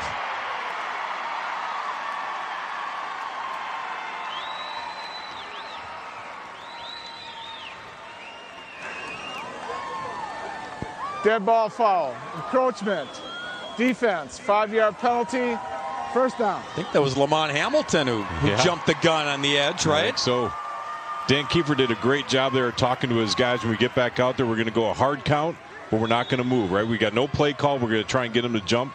Make sure those guys knew what it was. Sit, don't jump and flinch yourself. Let them do the jumping, and they caught him on a weak one for a big 1st down game. Keeps this drive alive. Big penalty there. Blackhawks will take it 1st and 10 at the 26.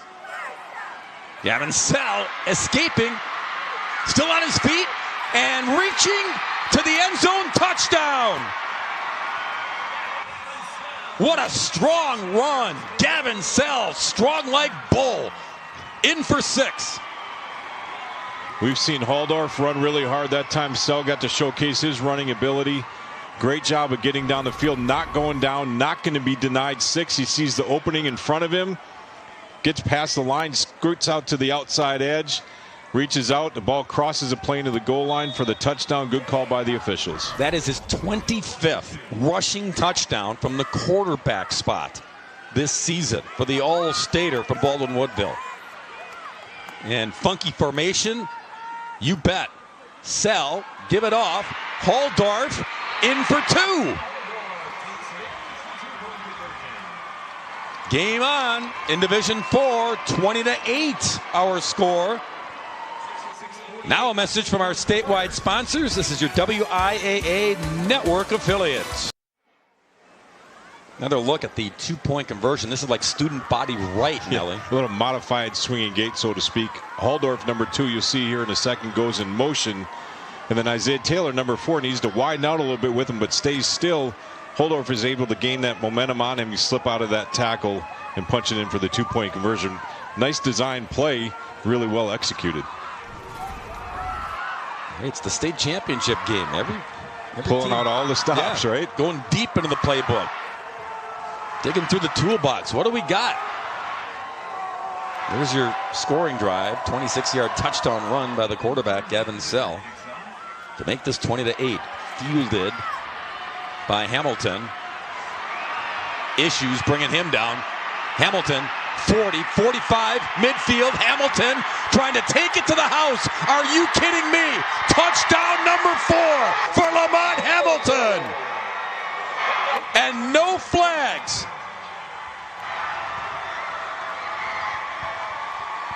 Well, I don't know if you get an answer better than that, right? The kickoff wasn't real deep to begin with, but Shifty, we see him. You mentioned what, Tyreek Hill, they call him, of this team. Shifty outrunning tackles, cut back, and I think there's a tremendous block. You look on the right-hand side. I think if I caught the number, I was number 13, Talamantes, right here. Pauses the pursuit, and then just the speed and the athletic ability for Hamilton to take it to pay dirt. That, again, sometimes you just see some amazing things, right, from players that aren't going to be denied, and he's one of them. He's proven that today in multiple different facets of this game. Well, he's only a junior, so he's still getting used to the game of football. Yeah, he looks like he's pretty used to it. Talamantes, oh, jump toss for the 2-point try.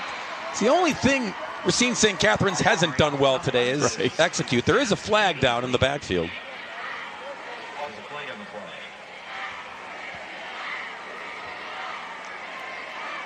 Sean Umlin talking it over with his crew before making the call.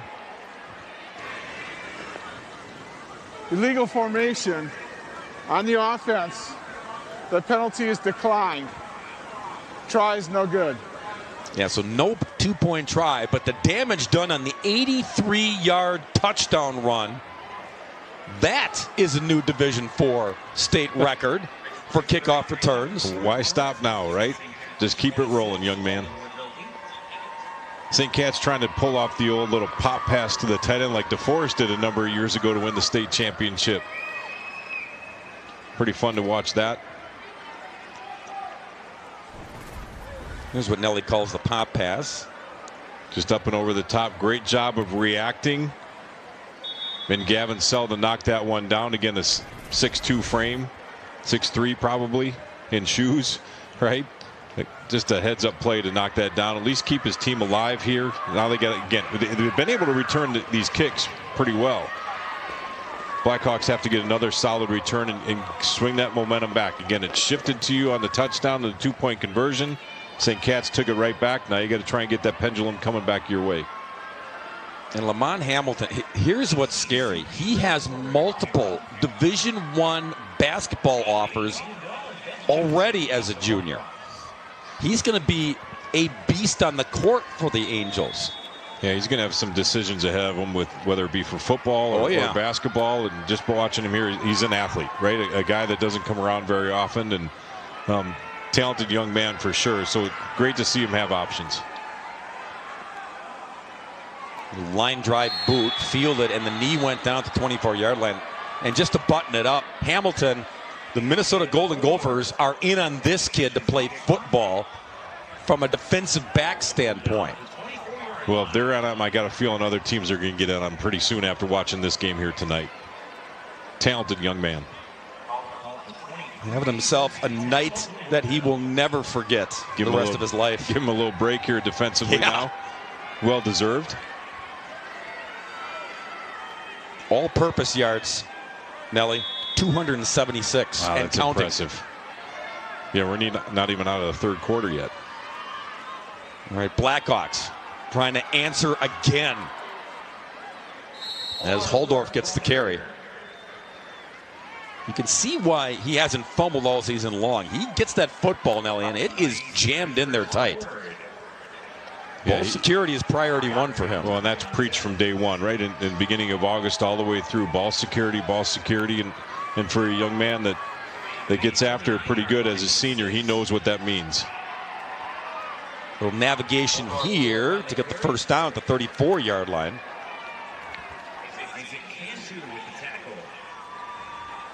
Isaac Cantu on the tackle.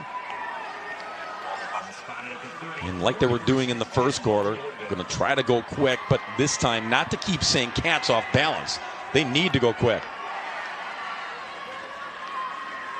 Stretch it out. Marker comes in. Gavin Sell on the carry to the 40. We'll check the penalty.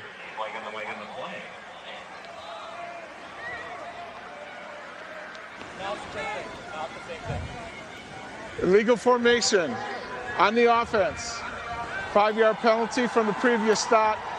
Still first down. Bob, this is one thing that can't happen for Baldwin Woodville right now. You can't put yourself behind the chains like this with mistakes. You got to make sure you check with the officials. You understand the formation that's been called. But at this point, right, you got to have everything go your way in order to get back into this thing. Backwards 5 yards to the 29. 1st and 15 now.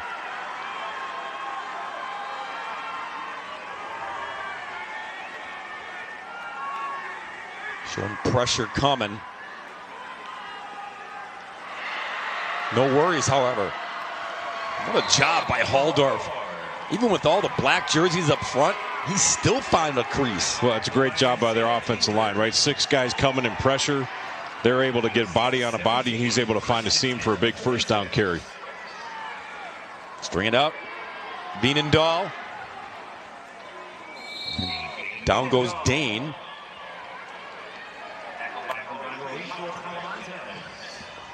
Dane's dad, Dusty Veenendahl, played for Baldwin Woodville in the 1994 state championship game, Nelly. Runs in the family, huh? Yeah. Second down carry. Holdorf again. Tough guy to bring down. They finally do at the 47. By the way, Dane Veenendahl. There's Drew Veenendahl. They're cousins, first cousins. And then there's Dawson Veenendahl, related to those two, but last name is spelled differently. Interesting. 2 A's instead of 2 L's. That's what I said. Sell on the carry. Dives forward where he needed to get. Well, they might have marked him shy. I'd be interested to see if his knee came down. Looked like he extended for that first down. Yeah, he thought so. But it's going to be 4th down and 1.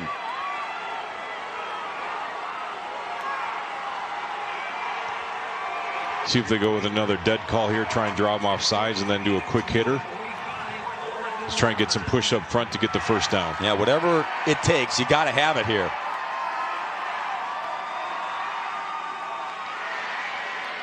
Got it. Holdorf, first down. A little delayed draw. Tucked it into his belly late. And you can see everybody in this offense now. They're waving their hands at the sideline saying, let's go quick. Right. I think they feel that sense of urgency right now, too. And they want to go quick. When you start seeing your players, you better be ready to get after it as an offensive play caller to keep that momentum going for your guys.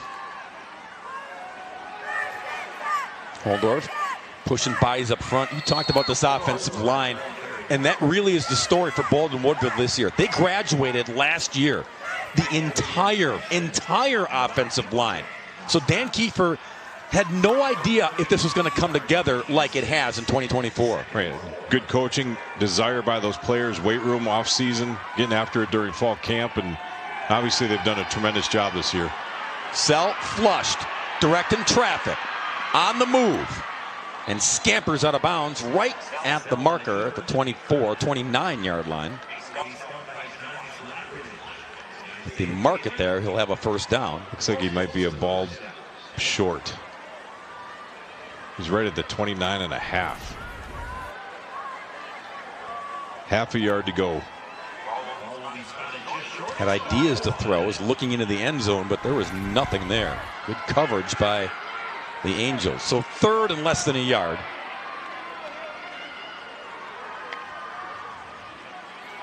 Sell's going to call his own number, get the first down.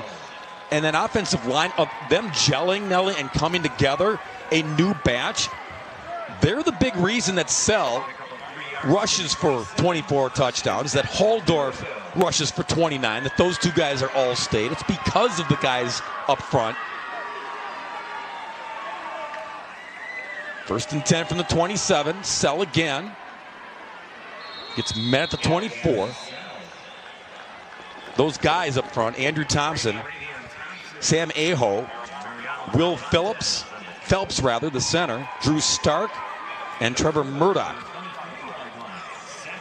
3 seniors, 2 juniors that were all newbies this year that figured it out.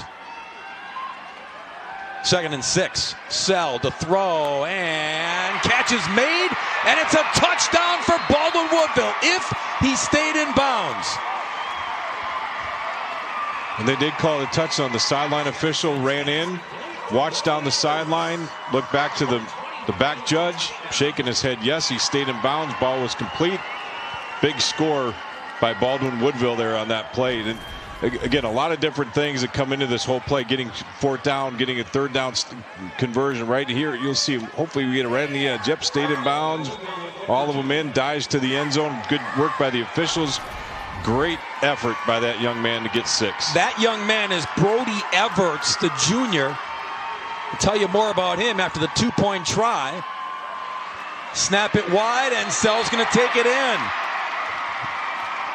So they answer the electrifying kick return for a touchdown with another nice drive. 12 plays, 77 yards, and 444 to get 8 more on the board to make it 26-16.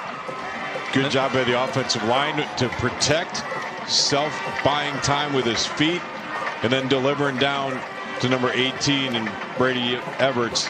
Tremendous job, and then not going to be denied again on the 2-point conversion. Sell calls it. Instead of bringing Holdorf in front, he keeps himself. Very much the same design play.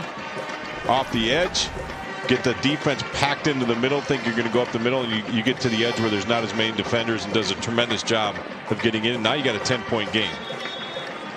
The key here now is making sure that your kick coverage unit covers down. Everybody stays in their lanes, they converge, and they don't allow another big return on this kickoff here again. You just got to settle these guys down. Do your job, avoid the block, converge and squeeze in your lane so that there's no place for the return man to go. So here's the story on Brody Everts. He stepped in for the injured Graydon Monacan, their talented receiver. Suffered an ACL injury in week 9, so they lost him from the receiving corps. As you look at the drive numbers there. And Brody Everts stepped in and has been making plays like that in the postseason. That's his 7th receiving touchdown of the year, and none bigger at a big time of this football game to get his team back in it. Setting up the football like they might be trying the onside kick.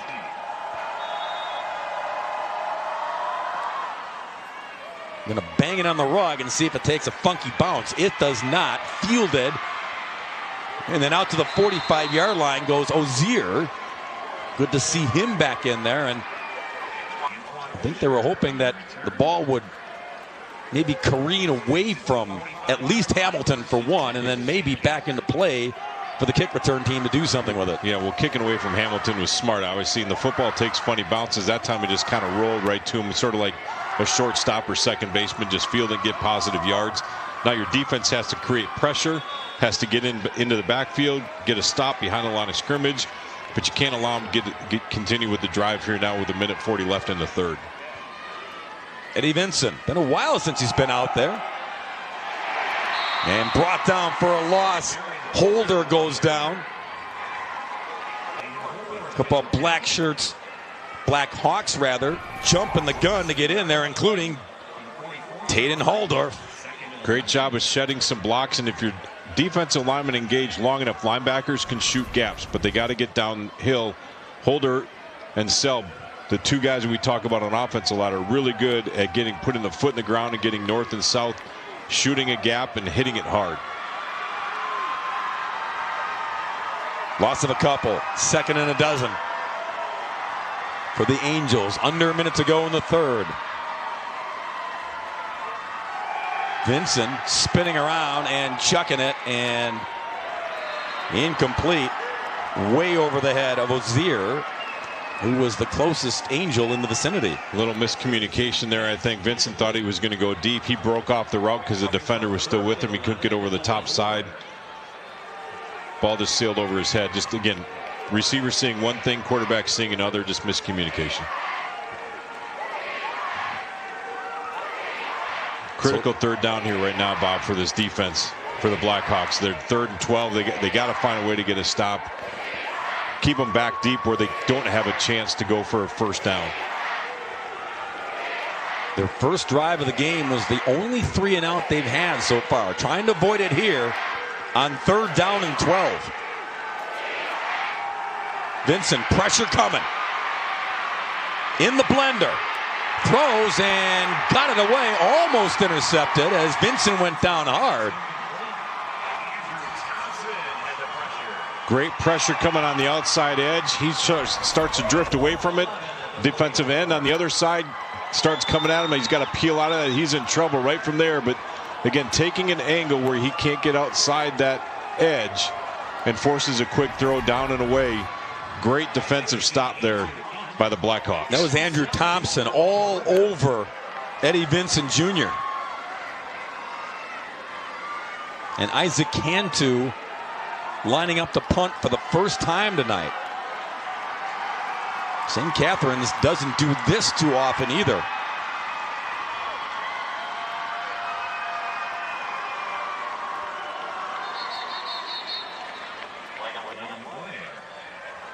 They move it back another 5. Yep.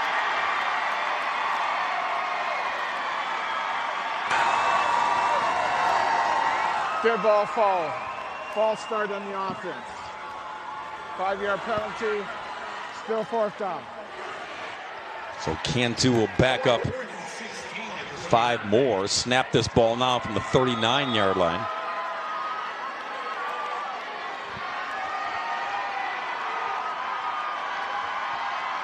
Gavin Sell is the deep man. He's going to point and say it's going to go out of bounds. They'll take it at the 38-yard line with 37 seconds left in the third quarter. Baldwin Woodville down 10, and you see Lamont Hamilton urging his defense now to step it up because game on here in the third quarter. Yeah, and you need your leaders to do that, right? Guys have been able to prove themselves here on the field, and here's an opportunity now for this defense to step up and show what they're made of right here. The Blackhawks, again, an opportunity here deep into the third quarter, have a chance to get some positive yardage before we head to the fourth. And once again, Gavin Sell just plowing forward from his quarterback spot. A reluctant quarterback. We told you about the position switch. He wasn't so sure when his coach Dan Kiefer approached him. But then about mid-season, he embraced it. You can tell he loves playing quarterback now. Trying to rally his team here at the Division IV state championship and running out of opportunity and almost caught and then almost intercepted as Sell running out of room as he was running for his life. And if Sell's able to set his feet right here and throw it, he's got Everts down the field wide open on the top side of his defender, but pursuit from that defense didn't allow for that. Too many black shirts in his face. Wasn't comfortable in trying to deliver that football. Ball was tipped 3 times. It was. Lucky didn't get that one picked either, right? Yeah, at the line, and then his receiver, and then the defender on the backside.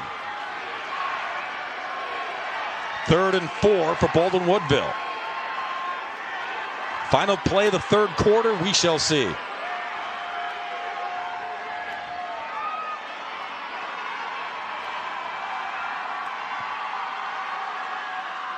It's Sell trying to get it, and got it to midfield to move the chains and close out the 3rd quarter.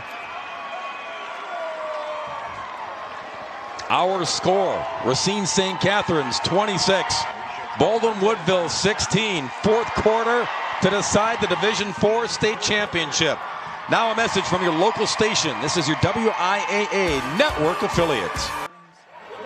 St. Catherine's from Racine, the Angels leading 26-16, but Baldwin Woodville to start the 4th quarter trying to mount a comeback here.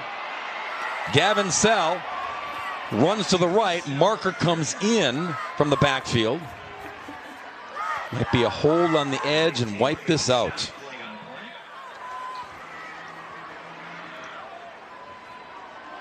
Official's going to place it a little bit differently. I think he had a hold on the inside. The run play was designed to go up the middle. He bounced to the outside. I'm sure the defender trying to slip off the block just got grabbed.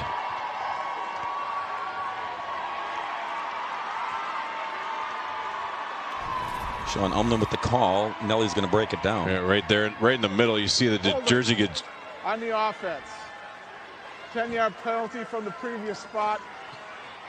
1st down. jersey just got grabbed there again. Designed quarterback run up the middle that we've seen Sell do a number of times. When he bounced outside, the defender releases from the block. The guy blocking him right grabs the jersey. Pretty easy call for the official, but tough as a blocker, not knowing where your quarterback's going to run, and he bounces to the outside, makes it really difficult for you. You see that a lot of times with offensive linemen as running backs move around. Tough play on his part. So tough now, facing 1st and 20. Veenendaal's got it. He's got a blocker in front, and Veenendaal going to get all 20 and then some. To the 33-yard line with Taden Holdorf out front, springing Veenendaal for a 1st down. And he popped up right away, ready to run another play. You're starting to see them wear down this defense a little bit here, making substitutions as St. Cat's, but we got another whistle and stoppage in play. They've had success running that jet sweep to the outside edge. I'd look for them to come back to that a few more times this game. We have an unsportsmanlike conduct on the Angels sideline. We'll have 15-yard penalty from the end of the run. We have 1st down. Oh boy. Well, that's a big penalty, right? Yeah. Another free 15. Dan Miller's looking and saying, who did what? Wonder if something was said to an official or maybe to one of the players chirping at each other. But to get a run of 23 and then get 15 more? Yeah, huge. Again, you feel that momentum switch, right? You can start to see the Blackhawks bouncing up after tackles, there's a little energy to them, where the Angels right now are hands on their hips. They're starting to wear down a little bit. This is where, as an offense, you got to feel that and understand, like, hey, we got them on their heels. We got to find a way to push them over. Whistle, it just had to reset the football back to the 19-yard line, I guess. 1st and 10 at the 19. In the red zone. Veenendaal almost bobbled that snap. Good job by Sell to corral it and make sure he got it in the vicinity of Dane. Isaiah Taylor with the trip up. Nice job slipping underneath the block and just grabbing onto a heel and bringing him down. No gain on the play. 2nd down and 10. Quick toss. And Dawson Veenendaal on the left side, not much, if any. Lockridge read that all the way, shed the block from the wide receiver, and then you got the safety coming in to help. Really good job of slipping that block, bringing him down. Yeah, no gain in the play, so nothing on the first two plays. 3rd down and 10. Sell, rolling.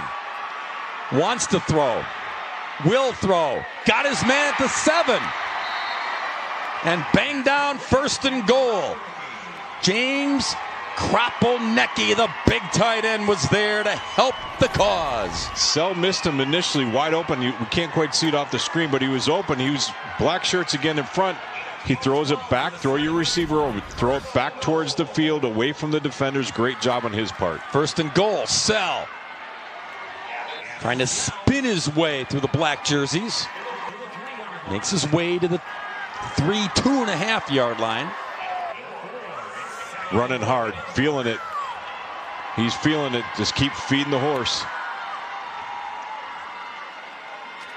Inside handoff, and Halldorf trying to push the pile to the goal line. Everyone's hands are up except the officials.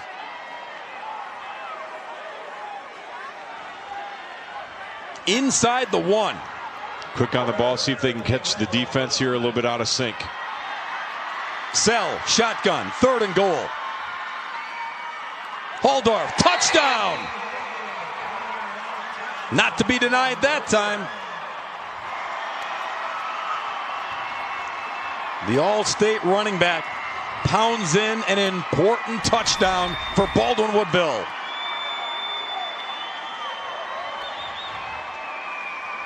Halldorf gets his 30th touchdown on the season with that run right there.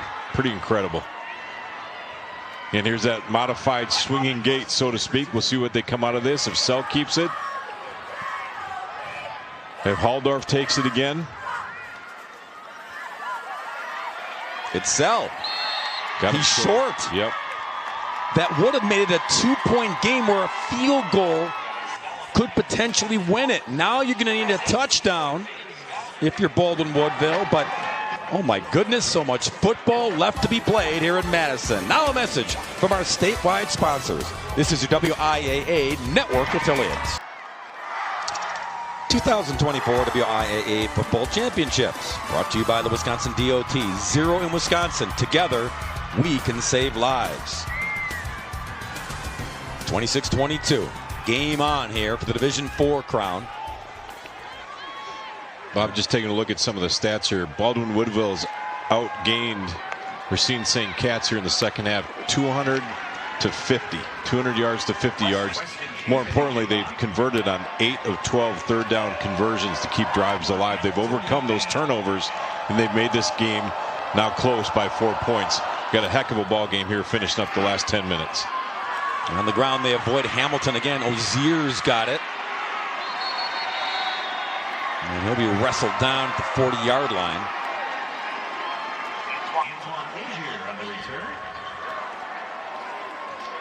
So the last 3 drives of Racine St. Catherine's, TD, punt. And of course, you had the kick return for a touchdown in there as well.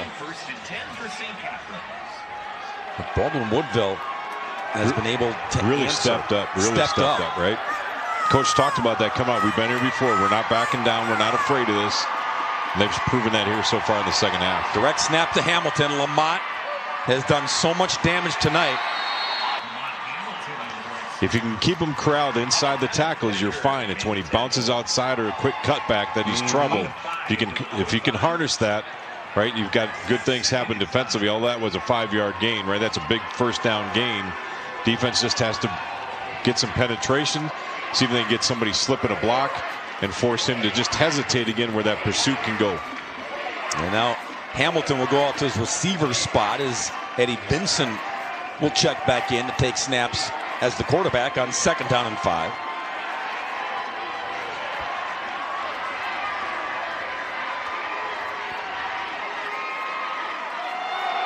Into the belly, and down goes Hamilton.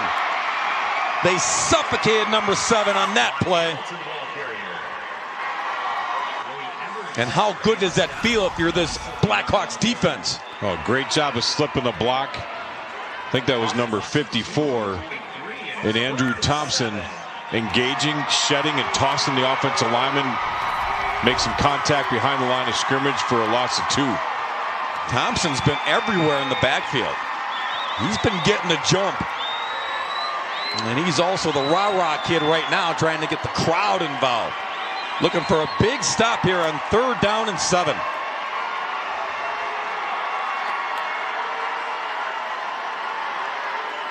Vincent to throw.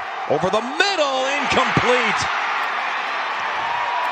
Looking for the flag, not going to get it. Ozier. And they did get a late flag out there. It is late. It wasn't down when Ozier went down. Unless he threw it just to have the conversation. Sometimes they do that, right? I'm not sure if it was. They go through the discussion and have that conversation. We'll see what they decide.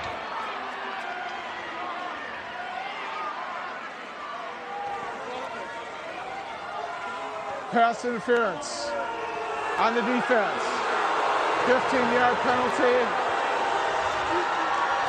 1st down. Well, you get half the stadium excited about it and half the stadium not so excited about it. Can't quite tell from that angle there whether it was he had his arm wrapped up. We'll see here if he he probably grabs his arm around him on the backside early. Fortunately, a good call for by the officials, but not what the Blackhawks wanted. It's Dawson Veenendahl who thought he had the good coverage. Bang, bang play. Penalty keeps the drive alive for the Angels. Look out. Guess who? Andrew Thompson again. He's been close to doing this, Nelly. Now he got Vincent, got his man. This is really quick getting off the block and shedding again, getting on the top side of that. Quarterback sees him in his face. Vincent has no idea what's coming from the outside edge, but 2 more defenders from the Blackhawks. Really good job defensively up front of being hungry and not being denied. You can just see it in his eyes, the intensity, the way he's pacing, right? That adrenaline's kicked in. He knows this is really important right now for these guys to hold up for their offense and try and create as good a field position as possible. Yeah, Thompson's got the motor running on high. 2nd and 19 after the sack.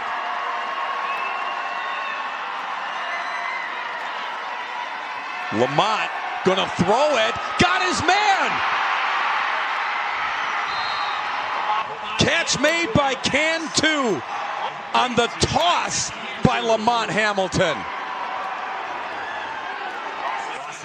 I don't know if Veenendahl got crossed up in that route or he's expecting help on the inside, but that was a really easy throw and catch. Veenendahl's just late to the party. Hamilton still taking the snaps. Gonna run it there, and there's another late flag coming in.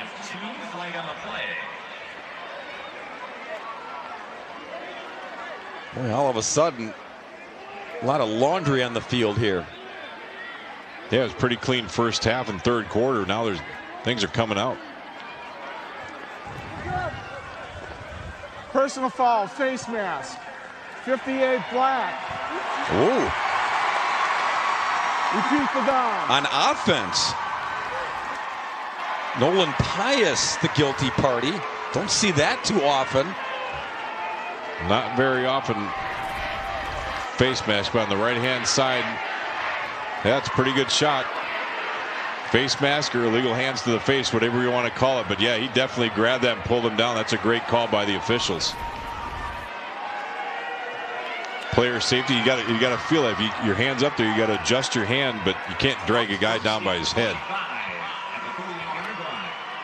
Baldwin Woodville has to find a way to capitalize on this now. They got one back, right? Penalty on him and pass interference. They just got this one back. See what they can do with it. Hamilton again. Going to try to squirm to the outside. He will not. Brought down on the backside. Gavin Sell. Bottom up in the middle, held the edge. This time they squeezed up. A lot of times defenders will stop. Sell keeps working upfield right here, gets into him then, and Hamilton's not get away from that grasp.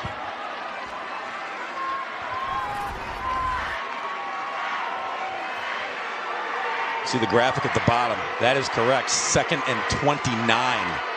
All the way back to the 42-yard line. Vincent back in there. Wants to throw. Has time. Now runs out of it. But can't run out of trouble. He has taken a beating this game. Hurt his ankle. He got popped on a touchdown pass to Hamilton earlier in the game. This time brought down hard on the sideline. Great pursuit and energy by this Baldwin Woodville defense. These Blackhawks has really turned up the intensity here in the end of the third quarter and fourth quarter. And you see Vincent down the sidelines.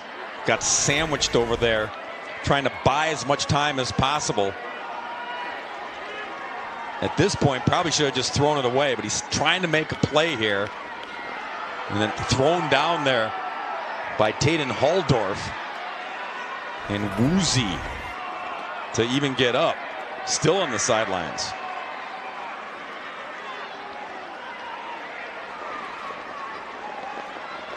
Whoever the quarterback is facing 3rd and 29.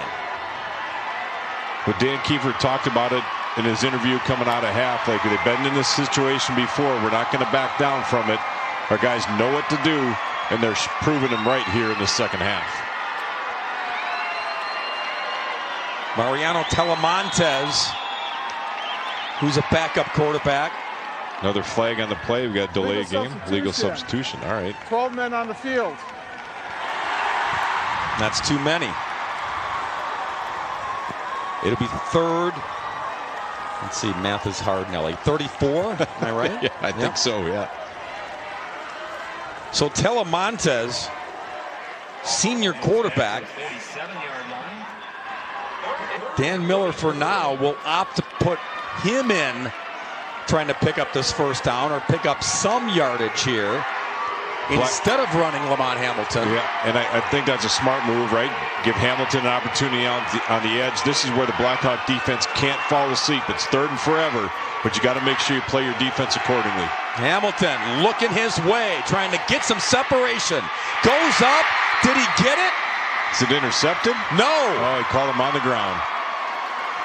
There you got your help with the safety up over the top on Hamilton. That's what I've been looking for him to do in the second half. Finally got it. Broke up the pass. Sets up a 4th and forever. We'll see if this does touch the ground on the replay. Great job by Sell coming over the top. At least knocking the ball away on the top of the defender. Yep, did touch the ground. Good call by the officials and a great play up over the top by Gavin Sell. Yeah, just high pointing it. Just going up and wanting it more that time. Cantu back to punt for the Angels. Sell is deep, standing at his 20.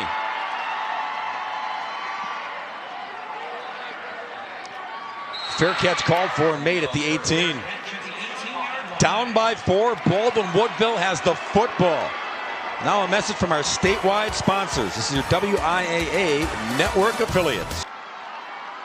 Scott Nelson, Dan Kiefer's Baldwin Woodville Blackhawks significantly better on their last 3 drives compared to the first 3. Yeah, I would say when you're rushing up over 200 yards and you get some touchdowns and second half totals, we talked about that before. Baldwin Woodville, again, not backing down. Coach said that we've been here before. These guys are ready for it, and they've answered the bell so far. Holdorf on the carry. The last 3 drives, 70 yards and a touchdown, 77 and a touchdown, 62. And that last touchdown to bring them within 26-22. 5.5 minutes. There's a sense of urgency about this, but there's also some control, right? You don't want to give too much time on the clock. You want to try and grind this out for the final 5 of the game and see what you can do to get in the end zone for the final score to win. 2nd down and 4 for the Blackhawks. String it out, and Halldorf got it at the very last second. Managed to somehow get positive yards out of the play. Sometimes you just keep your legs moving and it goes in the right direction, right? And you slip out of tackles.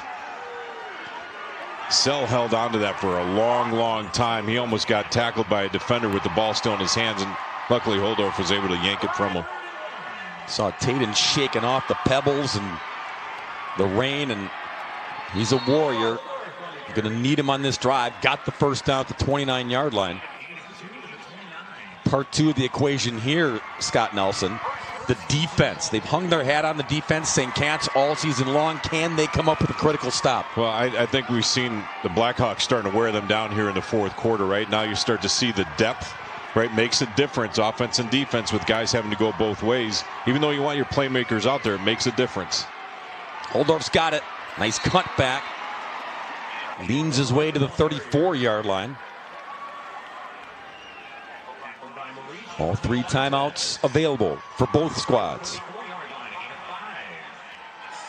Again, a little sense of urgency, not much huddling up, communicating at the line of scrimmage. Sells talking to his offensive lineman and getting things rolling. Gavin, movement and caught on the tip play back.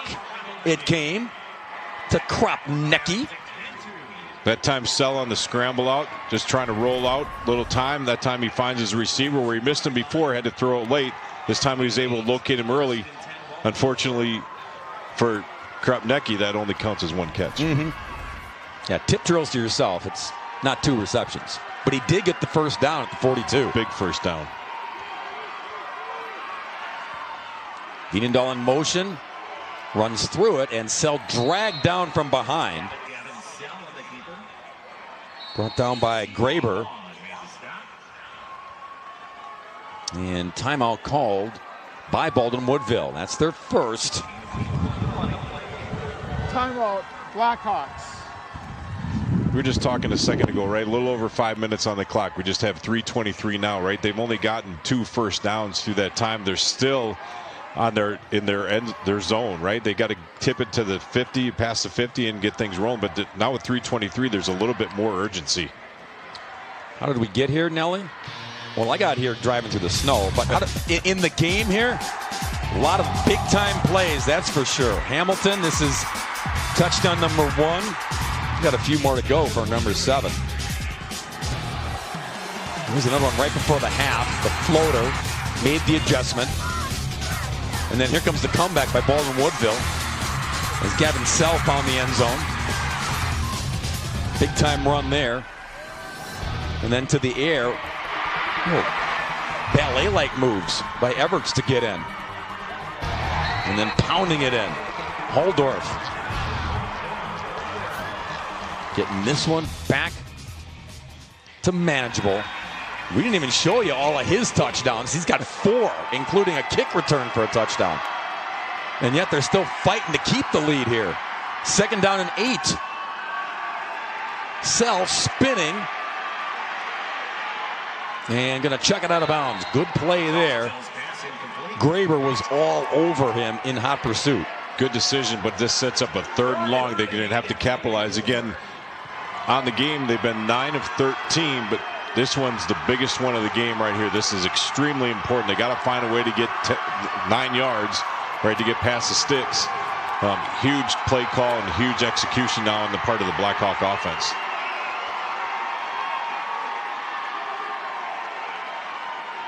String it out. Got the first down. Gavin Sell. Selling it, Nelly, just enough in the backfield to then spring him. That time they spread out the formation again, ran that jet sweep. They've done that a number of times to the outside edge. I think that St. Cat's was expecting to go out wide with the wide side of the field. Sell kept it, went straight up the gut. Nice job blocking by his offensive line, and a huge 3rd down conversion. Under 3 to go, 1st and 10 from the 46. Holdorf, cut back, running hard, churning out the yards on this critical drive. Game-winning drive, perhaps, for Baldwin Woodville. Really good job up front of opening up a huge gaping hole, and Holdorf just recognizing foot in the ground going north and south. Watching the defensive line for St. Cat's, and they're tired. And I think that offensive line senses that, and they're getting after it. 2nd and 2. Holdorf trying to bounce. Tripped up, tried to hurdle over, short of the first down. Closing late was Isaac Cantu, so he didn't get the first down. Rudy Pardo was in there as well. Big 3rd and 1 play here. Defensively, you got to dig deep. You just got to find something in the tank. Whatever's left, you got to use it. Sell rolling. Now tucking and going. He'll get to the 35 and get the first down. Remember, they went for 2 and didn't get it. So you got to have a touchdown here. Field goal does you no good. It's end zone or bust for Baldwin Woodville. Clock is running right now. You still got 2 timeouts left. You got to be really careful with how you use them, but you got to have a sense of urgency. Play calls in and you got to go. From the 35. Sell again. Hope. And he springs free for a gain of 7.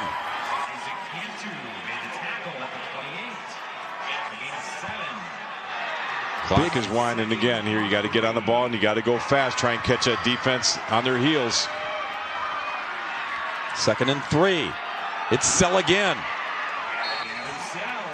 Well, it's been Gavin and Taden all season long. The workhorses in this backfield. Timeout, Baldwin Woodville. Well, we talked about them earlier in the broadcast, right? Those 2 are dudes. Right? They get after it. They run hard. Good timeout call by Baldwin Woodville and Coach Kiefer. Get his guys some water, get their breath back, be ready for one final push from the 21 on in. Good things are happening. They sense that defense on their heels. The shark, right, tasting or smelling blood in the water, so to speak. It's there for them, but now you got to find a way to finish against a really, really good defense. And on the other side, right, defensive coaches are talking, fellas, play responsibility. We got to get some pressure. We got to get after these guys. We got to make sure we're sure tackle. We got to tackle them inbounds. All those things are going through their heads right now, so they got to burn another timeout. But we can't give up the touchdown. Nothing over the top deep on a pass play. We haven't seen many passes, right, from Baldwin Woodville, but there's always that chance where you set things up with run, and somebody pops over the top, and then Sell's able to dump it. Jose Ramirez is the defensive coordinator. He played at St. Cat's back in the day. All these guys on defense look up to Ramirez. They want to win a state championship for themselves and for him. Can they hold here? 1st and 10. Veenendahl slammed out of bounds at the 18-yard line. No flags. Smart job of getting out of bounds. Big pop at the end here. Watch this. He's still in bounds. Yep, that's a legal hit. Took a shot, though. Yeah, Telemontes runs really well from sideline to sideline as a linebacker. He's not super big, but boy, does he run well. Gain of 3 on that jet sweep. 2nd and 7. 18-yard line, Baldwin Woodville. Looking for the go-ahead touchdown in the Division IV state championship. Sell, gonna run. Scrapes off the edge. What a tackle by Hamilton. Blasts in what looked like might be a big gainer. Lamont Hamilton denies him. Well, that athleticism, right, being able to quick twitch fibers, breaks down, buzzes his feet, ready to move on a tackle. 3rd and 6. Sell, brought down. Ronnie McMorris with the corral at the line of scrimmage. And it's 4th down for Baldwin Woodville. Got to burn a timeout. 3rd and final timeout. Well, we were just talking, right? Talking defensively, talking to your defensive kids, your players out there. We got to find a way to make a play. We can't give up a big one over the top. They come up with an opportunity. When opportunity knocks, you got to answer the bell, and they did a tremendous job of doing that. Ronnie McMorris, Scott, he's the weight room champ at St. Catherine's, 600-pound squat. He broke the school record, which was held by his defensive coordinator, Jose Ramirez. He's a guy who creates havoc in the backfield. That time, he jumped the gun, smelled it, and stuffed it. Well, a sense of urgency, right? Having that desire, that want to get back there and make plays. And that's what great teams do. And this defense has been really, really solid all year long. They need one more stop. They need to stop them from getting 8 yards. They can do that. They set themselves up for winning the gold ball if they give that up. Baldwin Woodville's got to get quick on the ball, spike it, do something, but they got to control things here. First things first is get the first against tough defense. 4th and 7. They need the 11-yard line to keep this drive alive, keep their hopes alive. And now timeout, Racine St. Catherine's. little gamesmanship going back and forth. Angels.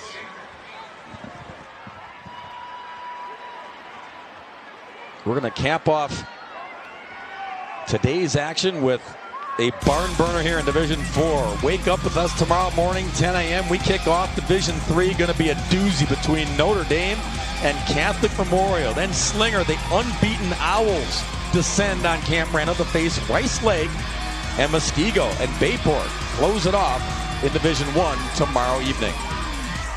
Great slate of games there tomorrow. We've had some good ones here today. This one is a great one to cap it off for the first day of the championship series. Tomorrow looks like 3 games that are going to be great matchups. And this one kind of had the feeling, just knowing how good these two teams were. Baldwin Woodville, explosive offense, stingy defense of Racine St. Catharines. We said at the top, something's got to give. Well, it's coming down to the final seconds, the final plays in Division 4. 4th and 7 for the Blackhawks. Gavin Sell to roll. Throws it. And it's intercepted. Isaac Cantu to ice it. Nelly, somehow Gavin Sell got the pass off before he was brought down. But the defense appropriately seals the deal for the Angels. Well, Sell, as he's scrambling around, decides to launch it last second, give your guys a chance. And Veenendahl had an opportunity that bounced out of his hands right into number 3, Isaac Cantu. Cantu comes up with the biggest play of the game. We've seen a lot of big ones, but that one was the biggest one for Racine St. Cats to seal it. Nelly, Baldwin Woodville, they go down swinging. 17 plays on that drive, over 5 minutes on the clock. Couldn't punch it in.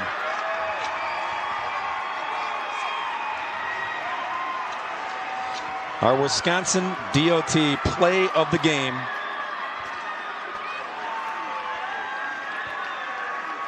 We'll get to it in a moment. I think number 7 is going to be involved, Nelly. I think. I'm just taking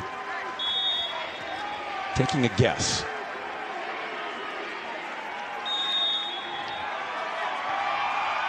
A knee from Vincent.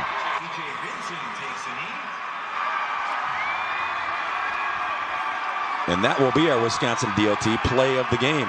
It's the best feeling to finish off what you started. Leaned on the D all season long and capped it off with the interception. Well, we had a little bit of everything, right? We had some great offensive play. We had some great defensive play. We had a huge special teams play with the kick return by Hamilton. All those things come together. And Racine St. Cats is celebrating for the gold ball. Angels on high. Racine St. Catharines, state champs for the 2nd time in school history. Gold ball in 2018. You got a bookend to join it in 2024. 26-22, the final. Now a message from your local station. This is your WIAA network affiliate. Divine intervention doesn't hurt. The Angels over the Blackhawks, 26-22. Down to Nick, who's talking to Lamont. Who else? Mr. Hamilton, you did so many things tonight, but let's talk about that defensive stand to seal this win. Just talk about the defensive stand and all of your guys coming together there. I mean, that last drive, we always talk the whole season, bend, but we don't break. So, I mean, he huddled us up. He told us how serious it was. I mean, we had to really lock down and get the stop if we really wanted to do it. You told me this was a journey 6 years in the making. How does this feel now that you've made it? I mean, since a little kid, this is every little kid goal, man. I mean, we've been playing with each other since we was little kids, so we always wanted to get here, and I felt like we got it done. Who do you want to give a shout-out to? So many guys played a key role tonight. I mean, Eddie Vincent, Mariano Telemontes, Adrian, everybody, man. Just the whole team involved. Congratulations on the state title. Thank you, thank you. Guys, back up to you. Thanks so much. 4 touchdowns for that young man. Only a junior. Yeah, he'll be back in 2025. Now a message from your local station. This is your WIAA network affiliate. This moment for Dan Miller and the Angels. Years in the making. Years. You heard Lamont Hamilton talk about it. Scott Hamilton. Yeah. I've been called worse. The figure skating. But these kids, the senior class and the junior class, they've been playing football together in Racine in the junior league, winning championships since third grade. And Dan Miller said these two classes, juniors and seniors, they're stubborn. Both of them would compete against each other. But what they did was the staff and these players figured out how we take that stubbornness and play together as one team. Yeah. There you go. Yeah, I think when there's a desire that way, right, to win and to compete against each other, it's almost like the juniors are looking at their big brother as seniors, right? And how can I one-up you and do that? But they found a way to come together. And that's the biggest thing, and that's what football is finding a way as a team to do something for the greater good, not just yourself. Even though Hamilton had a tremendous game, that was for the greater good of the whole. And when kids buy into that, great things can happen like you see here. I will say on the other side, right, with Coach Kiefer, that way, right, a tremendous job of his kids coming out in the second half. Tale of two halves. They own the second half. Racine St. Cat's owned the first. Racine St. Cat's had a way to just hang on for one more play to dig in that tank and find whatever they could find to get it done. And you feel bad for Baldwin Woodville. They played a heck of a game, though. And obviously a class program and kids, and they did things the right way tonight. They did not give up when it very easily could have gone the other way, right? And that's a tremendous thing on their part. You see on the back of the jersey, Angels strong when they needed to in the final play to seal the deal. That'll do it. 4 games in the book, 4 state champions crowned, 3 more tomorrow. The final in Division 4, Racine St. Catharines over Baldwin Woodville, 26-22. Join us for Division 3 tomorrow morning at 10 a.m. as the Tritons battle the Crusaders. We'll have it for you on the statewide television network. Good night, Wisconsin.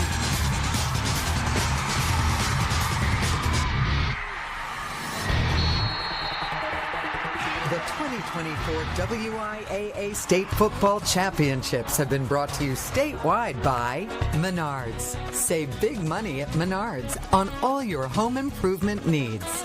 Dairy Farmers of Wisconsin, reminding you to look for the Proudly Wisconsin badge to know you're getting the best quality and supporting local dairy farms. The Wisconsin Department of Transportation, 0 in Wisconsin.